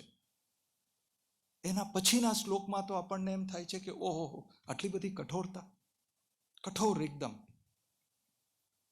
ક્લેબ્યમ માસ્મકમમ પાર્થ નૈતત્વય ઉપપદ્ધતે ક્ષુદ્રમ હૃદય દૌર્બલ્યમ તક્વોતિષ્ઠ પરંતપ. ક્લેબ્યમ, નપુંસક જેવા વિચારોને આધીન થવું તને શોભતું નથી. નપુંસક, આ પ્રકારના શબ્દો અર્જુન માટે, પણ આ શબ્દોની આવશ્યકતા હતી. અને કહે છે કે આ પ્રકારની ભાવનાને આધીન થવું તને શોભતું નથી. શત્રુઓને પરાજિત કરનારો તું વીર પરંતપ, આ હૃદયની દુર્બલતા લઈને બેઠો છે. મિત્રો, ભગવાન ક્યારેય ઉત્તેજિત થતા નથી. ભગવાન ગુણાતીત છે, ભાવનાઓના ચક્કરમાં નથી આવતા, એ ગુણોની પર છે. તો પછી આવા કઠોર શબ્દો શા માટે? કારણ કે ભગવાન ગુણાતીત છે, ભાવનાઓથી ઉપર છે, અર્જુન નથી. એટલે અર્જુનને જગાડવા માટે પ્રભુ પોતાના સ્ટાન્ડર્ડને અર્જુનની સમકક્ષાનું લાવે છે. એટલે ઘણા બધા લોકો કહે છે કે પ્રભુ કઠોર થયા. પ્રભુને કઠોર થવા માટેનું કોઈ કારણ નથી. એમની ટેકનોલોજી બહુ ક્લિયર છે. એમને ખબર છે કે અર્જુનને ફરી બેઠા કરવા માટે ક્યાં શું બટન દબાવવાનું. એટલે મિત્રો, આ કઠોરતા કેવળ એટલા માટે છે કે અર્જુન જાગે. અને પછી સમગ્ર ગીતાનું જ્ઞાન આપ્યા પછી જ્યારે અર્જુન ઉઠે છે પોતાનું કર્તવ્ય જ્ઞાન આપ્યા પછી અર્જુનને કહે છે, ઉત્તિષ્ઠ ભારત, ઉભો થા ભારત, અને તારા કર્તવ્યનું પાલન કર, યુદ્ધ કર. મિત્રો, મન અને બુદ્ધિ, આ વસ્તુને હું અને તમે આપણા જીવનમાં આને બહુ સિરિયસલી વિચારવાની જરૂર છે. ભાવનાઓને કદાપી હાવી થવા દેશો નહીં. બુદ્ધિ, હું એક જગ્યાએ બોલતો હતો અને બધા કોલેજના વિદ્યાર્થીઓ હતા. તો એક 20-21 વર્ષનો છોકરો, એકદમ મસ્ત બોડી, આમ સરસ, અને વ્હાઇટ ટી શર્ટ પહેરીને બેઠો હતો, મસ્ત બાઇસેપ્સ, મસ્ત ચેસ્ટ. એમ તો ઊભો થયો, મને કે સર, मुझे ये पता है कि मसल्स कैसा बनाना है, लेकिन आप तो मुझे ये बताइए कि बुद्धि कैसे बनाना है. मैंने कहा बस कि मैं कसरत करता हूं, मेरी मम्मी बोलती है कि तेरा बुद्धि डेवलप नहीं होगा क्योंकि तू शरीर के पीछे पड़ा रहता है. મિત્રો, on a very serious note, બુદ્ધિ બનાવવું એ મસલ્સ બનાવવા જેવું જ કાર્ય છે. મસલ્સ બનાવવા માટે શું કરીએ છીએ? એક ડમ્બલ લઈએ છીએ, 50 વખત આ હાથથી ને 50 વખત આ હાથથી કસરત કરીએ તો મસલ્સ બની જાય. પણ બુદ્ધિને ડેવલપ કરવા માટે રોજ રોજ તમારી અંદર તમારે આત્મચિંતન કરવું પડે. તમારા નિર્ણયોની ક્વોલિટી તમારે સુધારવી પડે. તમારે પોતાની અંદર પરિવર્તન કરવું પડે. This is very uncomfortable but this is very very helpful. એટલે તમે અને એક દિવસ ડમ્બલ કરવાથી મસલ્સ બનતું નથી ને એક દિવસ આત્મચિંતન કરવાથી બુદ્ધિ મજબૂત થતી નથી. એટલે આ દિન પ્રતિદિન છે. ધર્મમ ભજતમ સતતમ, રોજ આ કરવું પડે. અને મિત્રો, આ સંસારની અંદર આપણે પોતાને મેનેજ કરવું, એના માટે આ જ્ઞાનયોગ આપણને હેલ્પ કરે છે. મિત્રો, ભાગવદ્ ગીતા એક બહુ સિરિયસ સબ્જેક્ટ છે અને ઘણી વખતે મને ઇન્વિટેશન આવે તો મને એવું હિદાયત આપે. હું યુથ લોકો વચ્ચે વધારે કામ કરું છું, તો એમ કહેવાનું ભૂલે નહીં કે સર તમે છે ને ભાગવદ્ ગીતા ઉપર સ્પીચ આપો, પણ એને જરા એન્ટરટેનિંગ રાખજો, એમ કે જરા મજા પડે. તો મેં પૂછ્યું કે એન્ટરટેનિંગને ગુજરાતીમાં શું કહેવાય? તો કે મનોરંજન. મેં કીધું ભાગવદ્ ગીતા એ આત્મરંજનનો વિષય છે, મનોરંજનનો વિષય નથી. એટલે મને કે સર સોલિડ, પણ ખબર ના પડી આત્મરંજન એટલે શું, એક્ઝેક્ટલી તમે શું કહેવા માંગો છો. મિત્રો, મનોરંજન એટલે મેં કીધું કે મનોરંજન એટલે એક નાનકડી ઈંટ અને આત્મરંજન એટલે હિમાલય પર્વત. એટલે તું વિચાર, મનોરંજન કેટલું બધું ભેગું થાય ત્યારે આત્મરંજન થાય. મિત્રો, એક જમાનામાં આપણા કલ્ચરની અંદર ભગવાન સાથે આ ભક્તિ યોગનો એક પાર્ટ છે કે ઘણા બધા લોકો મોદી કુર્તા પહેરે. એટલે પૂછો તો એમ કે મોદી સાહેબ ગમે એટલે મોદી સાહેબ જેવું પહેરીએ. ઘણા બધા છોકરાઓ રણબીર કપૂર ને અક્ષય કુમાર જેવું સ્ટાઇલ કરે, તો એમને પૂછો તો એમ કે ભાઈ અમને પસંદ છે, એમની સાથે રિલેટ કરે. આપણા કલ્ચરમાં આજથી 50-60 વર્ષ પહેલાં બધા તિલક કરે, બધા તુલસી માળા પહેરે, ધોતી પહેરે. એટલા હદ સુધી કે કોઈ તિલક કર્યા વગર ઘરેથી 4 રસ્તે પહોંચે ને તો પાછો દોડીને આવે કે શું થયું? તો કે તિલક કરવાનું ભૂલી ગયો. આ આપણું કલ્ચર હતું. અને કારણ કશું જ નહીં કે હમારે પ્રભુ તિલક કરતે થે તો હમ ભી તિલક કરતે હૈ. અને જે આપણા ભજન છે એની અંદર પણ એનું વર્ણન હોય. કસ્તુરી તિલકમ લલાટ પટલે વક્ષસ્થલે કૌસ્તુભમ નાસાગ્રે વર મોતિકમ કરતલે વેણુ કરે કંકણમ સર્વાંગે હરિચંદનમ. સતત ઈશ્વર સાથેનું કનેક્ટ એ શારીરિક રૂપે પણ. જો કૌશલભાઈ આપણને 2 પંક્તિ સંભળાવી શકે આ ભજનને તો.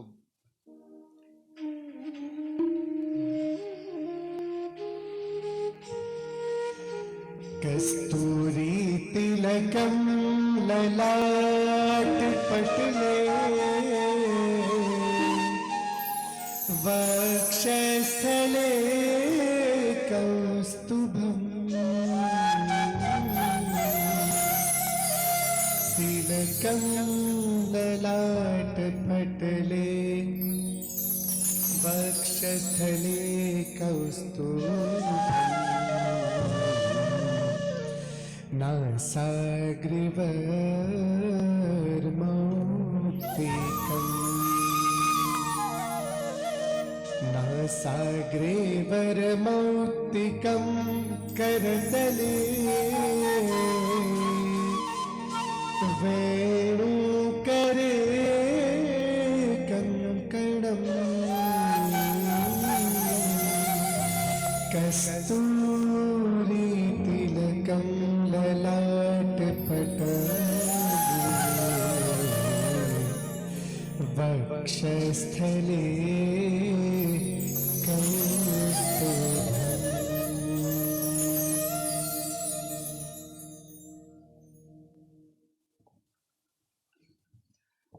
મિત્રો, આપણે જોયું કે જ્ઞાન યોગની અંદર પોતાને કઈ રીતે નોલેજ ઓફ ધ સેલ્ફની આપણે આ જેથી વાત કરી, આ 4 ભાગ, 4 શક્તિઓ અને 3 ગુણોનું કોમ્બિનેશન, એ બધું નોલેજ ઓફ ધ સેલ્ફ છે.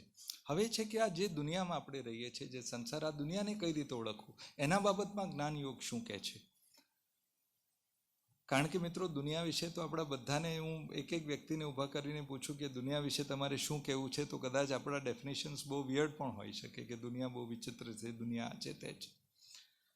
પણ મિત્રો, આ સંસારને દ્વંદ શબ્દનો પ્રયોગ છે જ્ઞાન યોગમાં, કે આ સંસાર એ દ્વંદ છે. દ્વંદ એટલે વિપરીત વસ્તુઓનો સમૂહ. વિપરીત વસ્તુઓ, 2 ઓપોઝિટ વસ્તુઓ જોડીના રૂપમાં એ અસ્તિત્વમાં રહે. આ પેર ઓફ ઓપોઝિટને આપણે દ્વંદ કહીએ છીએ. મિત્રો, દ્રવ્યની દ્રષ્ટિએ આ નફો અને નુકસાન છે, કે નફો અને નુકસાન એ વિપરીત શબ્દો છે, કે નફો છે તો પછીથી નુકસાન પણ થઈ શકે, અને નુકસાન થાય તો પછી નફો પણ થાય. આ દુનિયા આ દ્વંદ્વના રૂપમાં છે. તો દ્રવ્યની દ્રષ્ટિએ એ નફો છે, નુકસાન છે. શરીરની દ્રષ્ટિએ પીડા છે અને પ્રસન્નતા છે. તમને કંઈક વાગ્યું અને પીડા થઈ, અને તમે કંઈક કર્યું અને પ્રસન્નતા થઈ. તો એ પીડા અને પ્રસન્નતા આ બે વિપરીત વસ્તુઓનો સમૂહ છે. તો દ્રવ્યની દ્રષ્ટિએ એ નફો છે, નુકસાન છે. શરીરની દ્રષ્ટિએ એ પીડા છે, પ્રસન્નતા છે. મનની દ્રષ્ટિએ એ સુખ છે અને દુઃખ છે, એ સાથે છે, એક પછી છે. અને બુદ્ધિની દ્રષ્ટિએ એ માન છે અને અપમાન છે. અને આ દ્વંદ્વ અને આ વિપરીત વસ્તુઓની જોડી આ હંમેશા સાથે અને એક પછી એક પોતાનું કાર્ય કરે છે. એટલે જ્યારે નફો થાય તો 100% નાનું મોટું, બહુ જ મોટું, બહુ જ નાનું નુકસાન થવાનું છે, પણ પછી તરત એ નફો પણ થવાનો છે. આજે દુઃખી છો તો દુઃખથી નાસીપાસ થઈને બેસવાની જરૂર નથી, ડિપ્રેશનમાં જવાની જરૂર નથી. કારણ કે આજે દુઃખી છો તો એ દુઃખ પણ દૂર થશે અને સુખ આવશે. અને સુખ આવશે તો બહુ ફોર્મમાં રહેવાની જરૂર નથી, પરિસ્થિતિ ફરી બદલાઈ શકે. એટલે આ ચક્કર ચાલ્યા જ કરે અને ચાલ્યા જ કરે. માન અને અપમાન, આજે સન્માનની સ્થિતિ છે, કાલે કદાચ અપમાનની પણ સ્થિતિ આવે. મિત્રો, આ તમામ પરિસ્થિતિની અંદર ભાગવદ્ ગીતા અને પણ વિશેષ જ્ઞાન યોગનું સૌથી મોટું જે ટેક હોમ હોય એ છે સંતુલન, સમત્વ. તમે કોઈ પણ પરિસ્થિતિમાં તમે ડિસ્ટર્બ ન થાવ, નફાથી ખુશ ન થાવ, નુકસાનથી દ્રવિત ન થાવ, સુખથી બહુ ખુશ ન થાવ, દુઃખથી ડિપ્રેશનમાં થાવ. તમારે બેલેન્સ બનાવીને રાખવું છે. આ સંતુલન જે છે, આ જે સમત્વનો ભાવ છે, એ સમત્વના ભાવને આપણે મનનો યોગ કરીએ છીએ. કારણ કે બાબા રામદેવે આપણને શરીરના યોગની ઘણી બધી માહિતી આપી છે, પણ મનનો યોગ જો તમારે શીખવો હોય તો એ ભાગવદ્ ગીતા તમને શીખવાડી શકે. અને જે પ્રભુ આપણને આ યોગ શીખવાડે છે એમને આપણે યોગેશ્વર એવા શબ્દથી સંબોધિત કરીએ છીએ. યત્ર યોગેશ્વર કૃષ્ણો, કેશવ નથી કીધા, માધવ નથી કયા, જનાર્દન નથી કીધા, યત્ર યોગેશ્વર કૃષ્ણો. કવિતાની એક પંક્તિ છે કે ક્યા હાર મેં ક્યા જીત મેં, કિંચિત નહીં ભયભીત મેં, કર્તવ્ય પથ પર જો ભી મિલે ये भी सही वो भी सही. કોઈ પણ પરિસ્થિતિ હોય, પણ ભગવાન કૃષ્ણ આને અલગ શબ્દોમાં કહે છે. ભગવાન કહે છે સુખ દુઃખે સમય કૃત્વા લાભ લાભવ જયા જયો તતો યુદ્ધાય યુજસ્વ નૈવમ પાપમ વાપસસી. કે આ સુખ દુઃખ, આ માનહાનિ, આ બધાને તું સમદ્રષ્ટિથી જોવાની કળા તું શીખી લે. જો તું એમ નહીં કરે તો તું પાપ મંત્રિત કરીશ. પાપ એટલે પેલું પાપ પુણ્ય નહીં. પાપ એટલે ટેન્શન, હેડેક, ડિપ્રેશન, એકલપણું અને તમામ જે દુવિધાઓ છે જીવનના, હિંમત હારવું, નાસીપાસ થવું, આ બધું પાપ છે.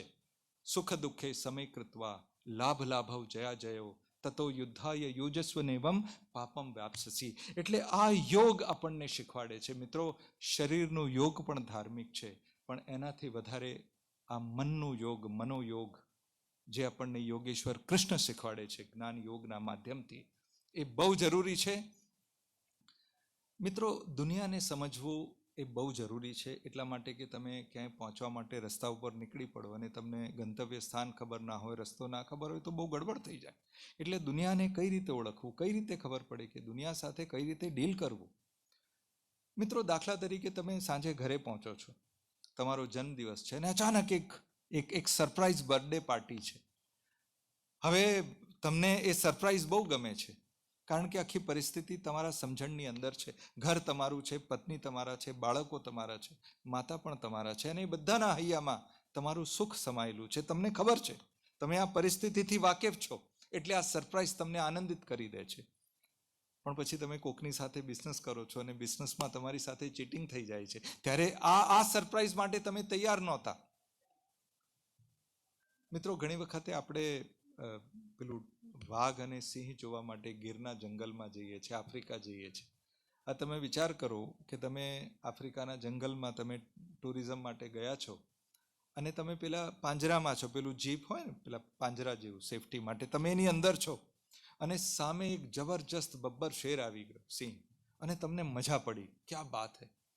અને એણે એવી સિંહ ગર્જના કરી કે કાળજું કંપી ઉઠે.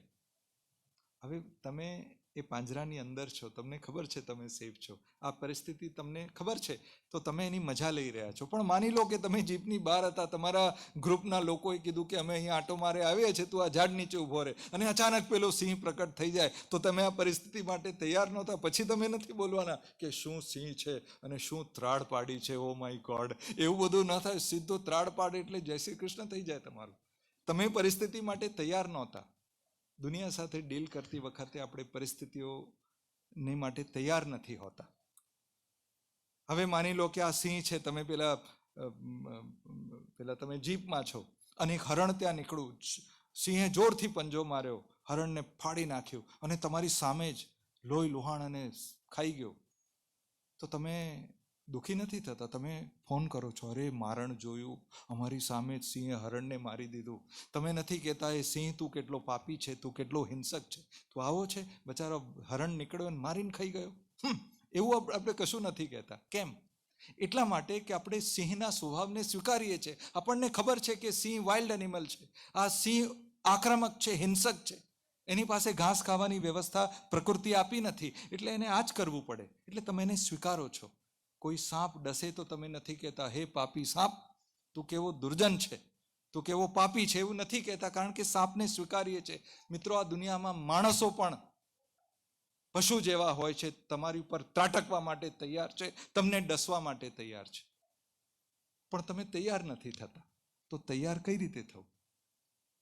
એ જ જ્ઞાન યોગના મેં પ્રારંભમાં વાત કરી કે તમારા મનથી જે કામ કરે છે એ બધાની અંદર ફસાઈ જાય છે, પણ જે બુદ્ધિને પ્રધાન રાખે છે, બુદ્ધિના નેતૃત્વમાં જીવનના નિર્ણયો જ્યારે તમે લો છો, તો તમે 50% પોતાને તમે સેફ કરી દો છો. પછી તમે સુખ દુઃખે સમય કૃત્વા, તમને ખબર છે તમારું મન ઉપર બહુ જ નિયંત્રણ છે. માની લો પછી ગડબડ થઈ જ ગઈ, તો તમે હિંમત નથી હારતા. તમને ખબર છે કે આ દુનિયા દ્વંદ્વ છે, આજે નુકસાન છે તો કાલે નફો છે, આજે પરાજય છે તો કાલે વિજય છે. એ તમારી બુદ્ધિ તમને આગળ વધારે છે, અને એ રીતે તમે આ દુનિયાની અંદર, મિત્રો, તમારા જીવનનું સુખ, આપણા બધાના જીવનનું સુખ દુઃખ, એ બધું જ આપણા દ્વારા લીધેલા નિર્ણયોની ક્વોલિટીનું સંકેત છે. કોઈ બહુ સફળ છે તો એના જીવનમાં ડોક્યું કરી જુઓ, એમના નિર્ણયો સારા હતા, બેટર હતા, બુદ્ધિ દ્વારા નિર્દેશિત હતા, એટલા માટે બધા નિર્ણયો સારા અને સુખનું પરિણામ. મિત્રો, નોઈંગ ધ સેલ્ફ અને નોઈંગ ધ વર્લ્ડ, આ જ્ઞાન યોગનું એક બહુ જ આપણા માટે એક માર્ગદર્શન છે. મિત્રો, ફરી ક્યારે આપણને ચાન્સ મળશે તો આટલા જ ઊંડાણપૂર્વકમાં આપણે કર્મયોગ અને ભક્તિ યોગ ઉપર પણ વાત કરીશું. પણ મિત્રો, મારે એક વાત તમને કરવી છે કે જ્યારે અર્જુનને પ્રભુએ કીધું ઉત્તિષ્ઠ ભારત, ભારત ઉભો થા, તો ઉત્તિષ્ઠ અર્જુન કહી શક્યા હોત, ઉત્તિષ્ઠ પાર્થ કહી શક્યા હોત, ભારત જ કેમ કીધું? ઉત્તિષ્ઠ ભારત, ઉભો થા ભારત. મિત્રો, તમે બધા જ એક એક વ્યક્તિ જે તમે બેઠા છો અહીંયા, તમે બધા ભારત પણ છો અને ભારતી પણ છો. અને આ કોન્સેપ્ટને એક ધાર્મિક વ્યક્તિ તરીકે આપણે સમજવું જરૂરી છે. કેમ? હું ઘણી વખતે યુવાનોને પૂછું છું કે આ દેશનું નામ ભારત કેમ છે? તો બધા એમ કે એક રાજા હતા ભરત, તો કે એમની ઉપર આ દેશનું નામ ભારત છે. એવું નથી મિત્રો. વિષ્ણુ પુરાણ આપણને ભગવાન રામ અને ભગવાન કૃષ્ણ એ વિષ્ણુના અવતાર છે. વિષ્ણુ ભગવાન અવતરિત થયા હતા. એટલે વિષ્ણુ પુરાણ તો આપણા વેદકાળના સમયથી છે. કયા ઋષિ મુનિએનું સર્જન કર્યું આપણને કાંઈ ખબર નથી, એટલું પ્રાચીન છે આપણું સનાતન ધર્મ. એ વિષ્ણુ પુરાણની અંદર ભારતની બે પરિભાષા છે. એક ભૌગોલિક પરિભાષા છે અને એક આધ્યાત્મિક પરિભાષા છે. ભૌગોલિક પરિભાષા આ પ્રમાણે છે: ઉત્તરમ યત સમુદ્રસ્ય હિમાદ્રેશ્ચૈવ દક્ષિણમ વર્ષમ તદ ભારતમ નામ ભારતી યત્ર સંતતિ. એટલે હિન્દુ સાગરના ઉત્તરમાં, ઇન્ડિયન ઓશનના ઉત્તરમાં જેટલી પણ ભૂમિ છે, ઉત્તરમ યત સમુદ્રસ્ય હિમાદ્રેશ્ચૈવ દક્ષિણમ, હિમાલયના દક્ષિણમાં જેટલી પણ ભૂમિ છે, એટલે સમરકંદથી લઈને જાવા, સુમાત્રા, બાલી, ઇન્ડોનેશિયા સુધી આ તમામ ભૂમિ છે. વર્ષમ તદ નામ ભારત. વર્ષ એટલે ભૂમિ, ભારત વર્ષ એટલે ભારતની ભૂમિ. આ ભૂમિનું નામ ભારત છે. અને વર્ષમ તદનામ ભારત ભારતી યત્ર સંતતિ. અને અહીંયા જેટલા નાગરિકો રહે છે એ બધા નાગરિકો ભારતીય છે. આ ભારતનું જ્યોગ્રાફિકલ ડેફિનેશન છે. અને ભારતનું એ દ્રષ્ટિએ તમે બધા ભારતીય છો, આપણે બધા ભારતીય છીએ. હવે આપણે એક ય શબ્દ આગળ એડ કરી દીધું, ભારતીય એવું બોલીએ છીએ, પણ મૂળ શબ્દ ભારતીય છે. આપણે બધા ભારતીય છીએ, પણ આપણે ભારત પણ છીએ. ભારતનું આધ્યાત્મિક પરિભાષા છે ભા વત્તા રત.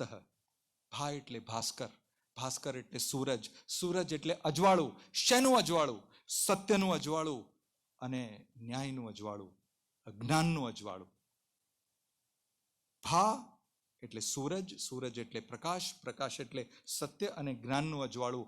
રત એટલે પ્રવૃત્ત રહેવું, જે સત્યમાં જે પ્રકાશમાં પ્રવૃત્ત રહે છે તે. એટલા માટે મિત્રો આપણે દીપ પ્રજ્વલિત કરીએ છીએ, એટલે આપણે દીપાવલી મનાવીએ છીએ. તમસને તો પડકારીએ છીએ. એટલા માટે જન્મદિવસના દિવસે, જન્મદિવસ જ્યારે હોય ત્યારે મીણબત્તી ઓલવાવીને અંધકાર કરવું એ આપણી પરંપરા નથી. આપણે દીપ પ્રજ્વલિત કરનારા લોકો છીએ. એટલે પ્રભુ કહે છે ઉત્તિષ્ઠ ભારત, કે ભારત ઉભો થા. અને મિત્રો મેં પ્રારંભમાં કીધું તેમ રિલિજનનો સમાનાર્થી શબ્દ મઝહબ છે, ધર્મ નહીં. કારણ કે આપણી અંદર અનિવાર્યતા નથી, કોઈ આદેશ નથી. ત્યાં આદેશ છે એટલે કમાન્ડમેન્ટ્સ જેવા શબ્દ છે. અહીંયા તો સમગ્ર જ્ઞાન અર્જુનને આપ્યા પછી પ્રભુ ભાગવત ગીતામાં શું કહે છે? આશ્ચર્યચકિત થઈ જાય એવો શબ્દ છે. પ્રભુ કહે છે યથા ઈચ્છસી તથા કુરુ. હવે તારે જે કરવું હોય તારી બુદ્ધિ પ્રમાણે કામ કર. એનો મતલબ એ નથી કે હવે હું છૂટો, હવે તારે જે કર, એવું નથી એનો મતલબ. એનો મતલબ છે કે હે અર્જુન, હવે તારી બુદ્ધિ એકદમ પ્રબળ થઈ ચૂકી છે. હવે તું પ્રકાશમાં છે. હવે તારી પાસે જ્ઞાનનો પ્રકાશ છે. હવે તારી પાસે સત્યનો પ્રકાશ છે. એટલે હવે એ પ્રકાશ જ તને આગળ લઈ જશે. હવે મેં તને જે કહેવાનું હતું કહી દીધું. હવે તને મારી જરૂર નથી. મિત્રો, ધર્મ જ્યારે નિર્વહન કરો છો ત્યારે પ્રભુ પણ એક પ્રેક્ષકની જેમ જુએ છે, કારણ કે તમે પ્રકાશિત થઈ ગયા છો. એટલે કહે છે કે ઉત્તિષ્ઠ ભારત, ભારત હવે તું ઊભો થા અને યુદ્ધ કર. મિત્રો, હું અને તમે પણ ભારત છીએ. મિત્રો, હજારો હજારો વર્ષની આપણી પરંપરા છે આ ભારત છે. હું ભારત અને મહાભારતને હંમેશા સાથે જોઉં છું. મહાભારતથી મારો મતલબ ગીતાના જ્ઞાનથી છે, અને ભારત એટલે વર્તમાન ભારત. આપણે હમણાં જ જોયું ઉત્તરમ યત સમુદ્રસ્ય હિમાદ્રેશ્ય દક્ષિણમ. એક જમાનામાં ભારતનો એક બહુ જ મોટો ભાગ હતો. એને ઉપગણિસ્તાન એવા શબ્દથી આપણે સંબોધિત કરતા હતા. બીજા પણ નામો હતા રાજ્યો, જેમ કે ભારત છે પણ અલગ અલગ રાજ્યો છે. તો એ ઉપગણિસ્તાન હતું. પણ ત્યાં હિન્દુઓ રહ્યા નહીં. હિન્દુઓ બધા જ જતા રહ્યા, મારી નાખ્યા, જે થયું. અને એનું નામ થઈ ગયું ઇસ્લામિક અફઘાનિસ્તાન. ઉપગણિસ્તાન અફઘાનિસ્તાન થઈ ગયું. કોઈ હવે ત્યાં બચ્યું નથી. કોઈ સનાતન નહીં, કોઈ રામ નહીં, કૃષ્ણ નહીં, કોઈ આપણું સનાતન નહીં, કશું જ નહીં. ભારતની ભૂમિ સંકુચિત થઈ. 1947માં હિન્દુમાંથી ધર્મ પરિવર્તન કરીને મુસલમાન થયેલા એક મોહમ્મદ અલી જીનાએ કીધું કે 21% મુસલમાન માટે મારે 50% ભૂમિ જોઈએ છે. સરદાર પટેલ ખૂબ લડ્યા, તેમ છતાંય 35% ભૂમિ આપવી પડી. હવે જેટલી ભૂમિ આપણી પાસે બચી છે ભૂમિ, એ ભૂમિમાંથી 100 જેટલું પણ ઓછું ના થાય એ જોવાની જવાબદારી આપણા સૌની છે. આ ભારત છે. એટલે આપણે આપણા ધર્મનું પાલન કરવું પડે. પ્રેમ, ભક્તિ યોગ આપણને પ્રેમ શીખવાડે છે. પ્રેમ કાયરતા નથી. અધર્મની સામે લડવા માટેની શક્તિ, એક ક્ષત્રિય ભાવ. કારણ કે જન્મથી તો કોઈ કાસ્ટ જેવું આપણા ગ્રંથો નથી કહેતા. એ પ્રકારનું જે ધૈર્ય આપણી અંદર અધર્મને પડકારવા માટે, એટલે પોતાના માટે જીવન બનાવવું અને આ દેશ માટે ભવિષ્ય બનાવવું, આ બેઉ કાર્યો કરવા માટે ભાગવત ગીતાની આપણને દીપ આપણી અંદર પ્રજ્વલિત હોય એ આવશ્યક છે. મિત્રો, મારે અંતમાં એક વાત કરીને મારી વાતને હું વિરામ આપીશ કે જીવનમાં કોઈ પણ પરિસ્થિતિ હોય, તમે કૃષ્ણમય જ રહેજો. ક્યારેય કૃષ્ણથી તમારું ધ્યાન હટાવતા જ નહીં. તમારા સુખનું અવસાન થઈ જાય, એટલે કે બધું ગડબડ થઈ જાય, કોઈ મૃત્યુ થઈ જાય, નુકસાન થઈ જાય, કંઈ પણ થાય, કેટલી પણ વિપત્તિ આવી પડે, તમારું ધ્યાન બિલકુલ કૃષ્ણમાં હોવું જોઈએ. જો એવી પરિસ્થિતિ હશે તો ધીમે ધીમે તમે જોશો કે પરિસ્થિતિ બદલાશે અને તમારું દુઃખ એ દૂર થઈ જશે. પણ દુઃખ દૂર થઈ જાય તો પણ ફોર્મમાં આવવાની જરૂર નથી. ધ્યાન કૃષ્ણ ઉપર જ કેન્દ્રિત રાખજો. અને એક દિવસ જ્યારે દેહાવસાન થાય, આ દુનિયા છોડીને જવું પડે, ત્યારે પણ ધ્યાન કૃષ્ણની અંદર રાખજો, કારણ કે તમારી આત્મા એ પ્રભુની દિવ્ય, તમારી ચેતના પ્રભુના દિવ્ય ચેતનામાં વિલીન થવા જઈ રહી છે. એટલે એક મહાન વૈષ્ણવાચાર્ય પ્રભુ બિલ્વા મંગલજીએ કીધું છે કે સુખાવસાને ઇદમેવ સારમ, દુઃખાવસાને ઇદમેવ જ્ઞેયમ, દેહાવસાને ઇદમેવ જ્ઞાપમ, ગોવિંદ દામોદર માધવેતી, ગોવિંદ દામોદર માધવેતી.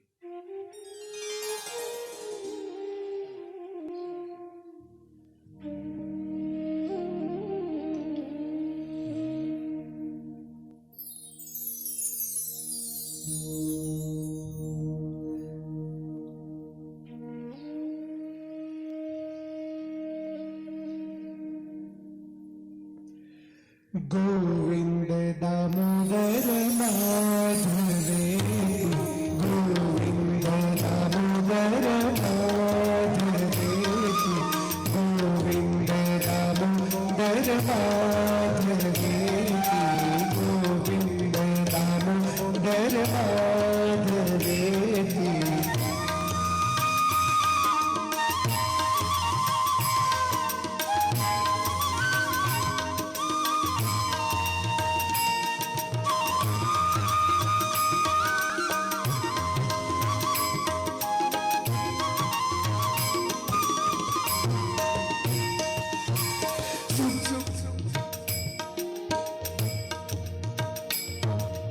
गोविंद दामोदर माधवे, गोविंद दामोदर माधवे.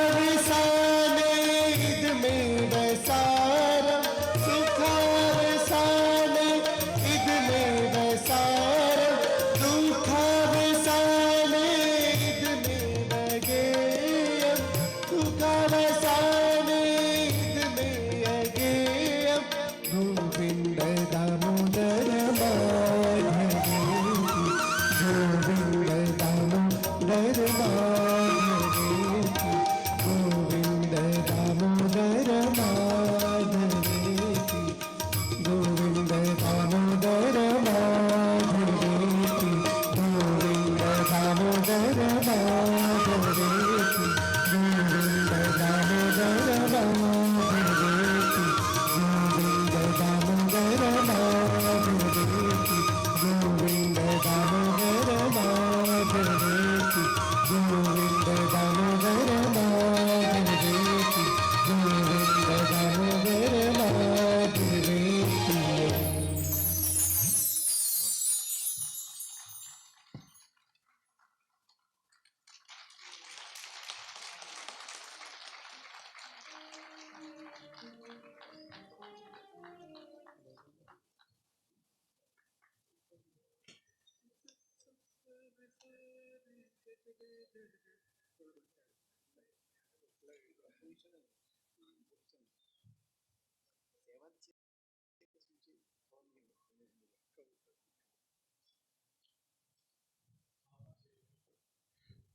આ કાર્યક્રમમાં ખરેખર લોકસત્તા જનસત્તા દ્વારા જ્યારે સમગ્ર રચના કરવામાં આવી ત્યારે વિશેષ પ્રકારના મુદ્દા ચર્ચાયા હશે.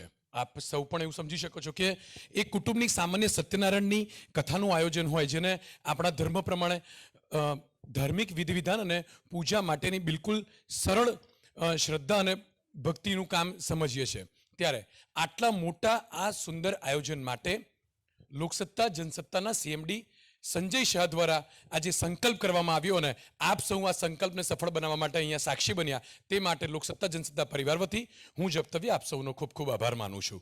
સાથે આપણા આ કાર્યક્રમને શરૂઆતથી લઈને અંત સુધી સંગીતમય વાતાવરણ સાથે ધર્મમય વાતાવરણમાં અનુરૂપ બનાવવા માટે કૌશલ પીઠડિયા અને આપણા વડોદરાના જ સૌ આ સંગીત કલાકારો એવા તેમના વૃંદનો પણ હું ખૂબ ખૂબ આભાર માનું છું. જયભાઈ, ખૂબ નાના મોઢે મોટી વાત, પણ આ કાર્યક્રમમાં અમારા વડોદરાના પ્રબુદ્ધ નાગરિકો સાથે રાજકારણના અને જનપ્રતિનિધિ અગ્રણીઓ સહિત અમારા સૌના જ શહેરના પરિવારજનો પણ ઉપસ્થિત રહ્યા. તમે ખૂબ સુંદર સુંદર વાતો કરી અને આ વાતો ન માત્ર સુંદર હતી, પરંતુ તમારા પરિચયમાં જ એક વાત હતી, ત્યાં કુદરતી મારાથી કહેવાઈ ગયું અને એ અહીંયા તમે અંતમાં પૂર્ણ કર્યું કે ન માત્ર ભક્તિમય પરંતુ રાષ્ટ્રમય જીવન જીવવું પણ કૃષ્ણએ શીખવાડ્યું છે. આપના ચરણોમાં, કૃષ્ણના ચરણોમાં, અમારા શહેરના સૌથી મોટા એવા જાગનાથ મહાદેવના ચરણોમાં, જેને યોગેશ કાકા જેવા અમારા મુરબ્બીશ્રીઓ દ્વારા ખૂબ ખૂબ પ્રચાર પ્રસાર કરી અને ધર્મ સમજાવવાનો પ્રયત્ન કર્યો છે, એ સાથે આજના કાર્યક્રમને અહીંયા પૂર્ણ જાહેર કરીએ છીએ. સૌને જય શ્રી કૃષ્ણ.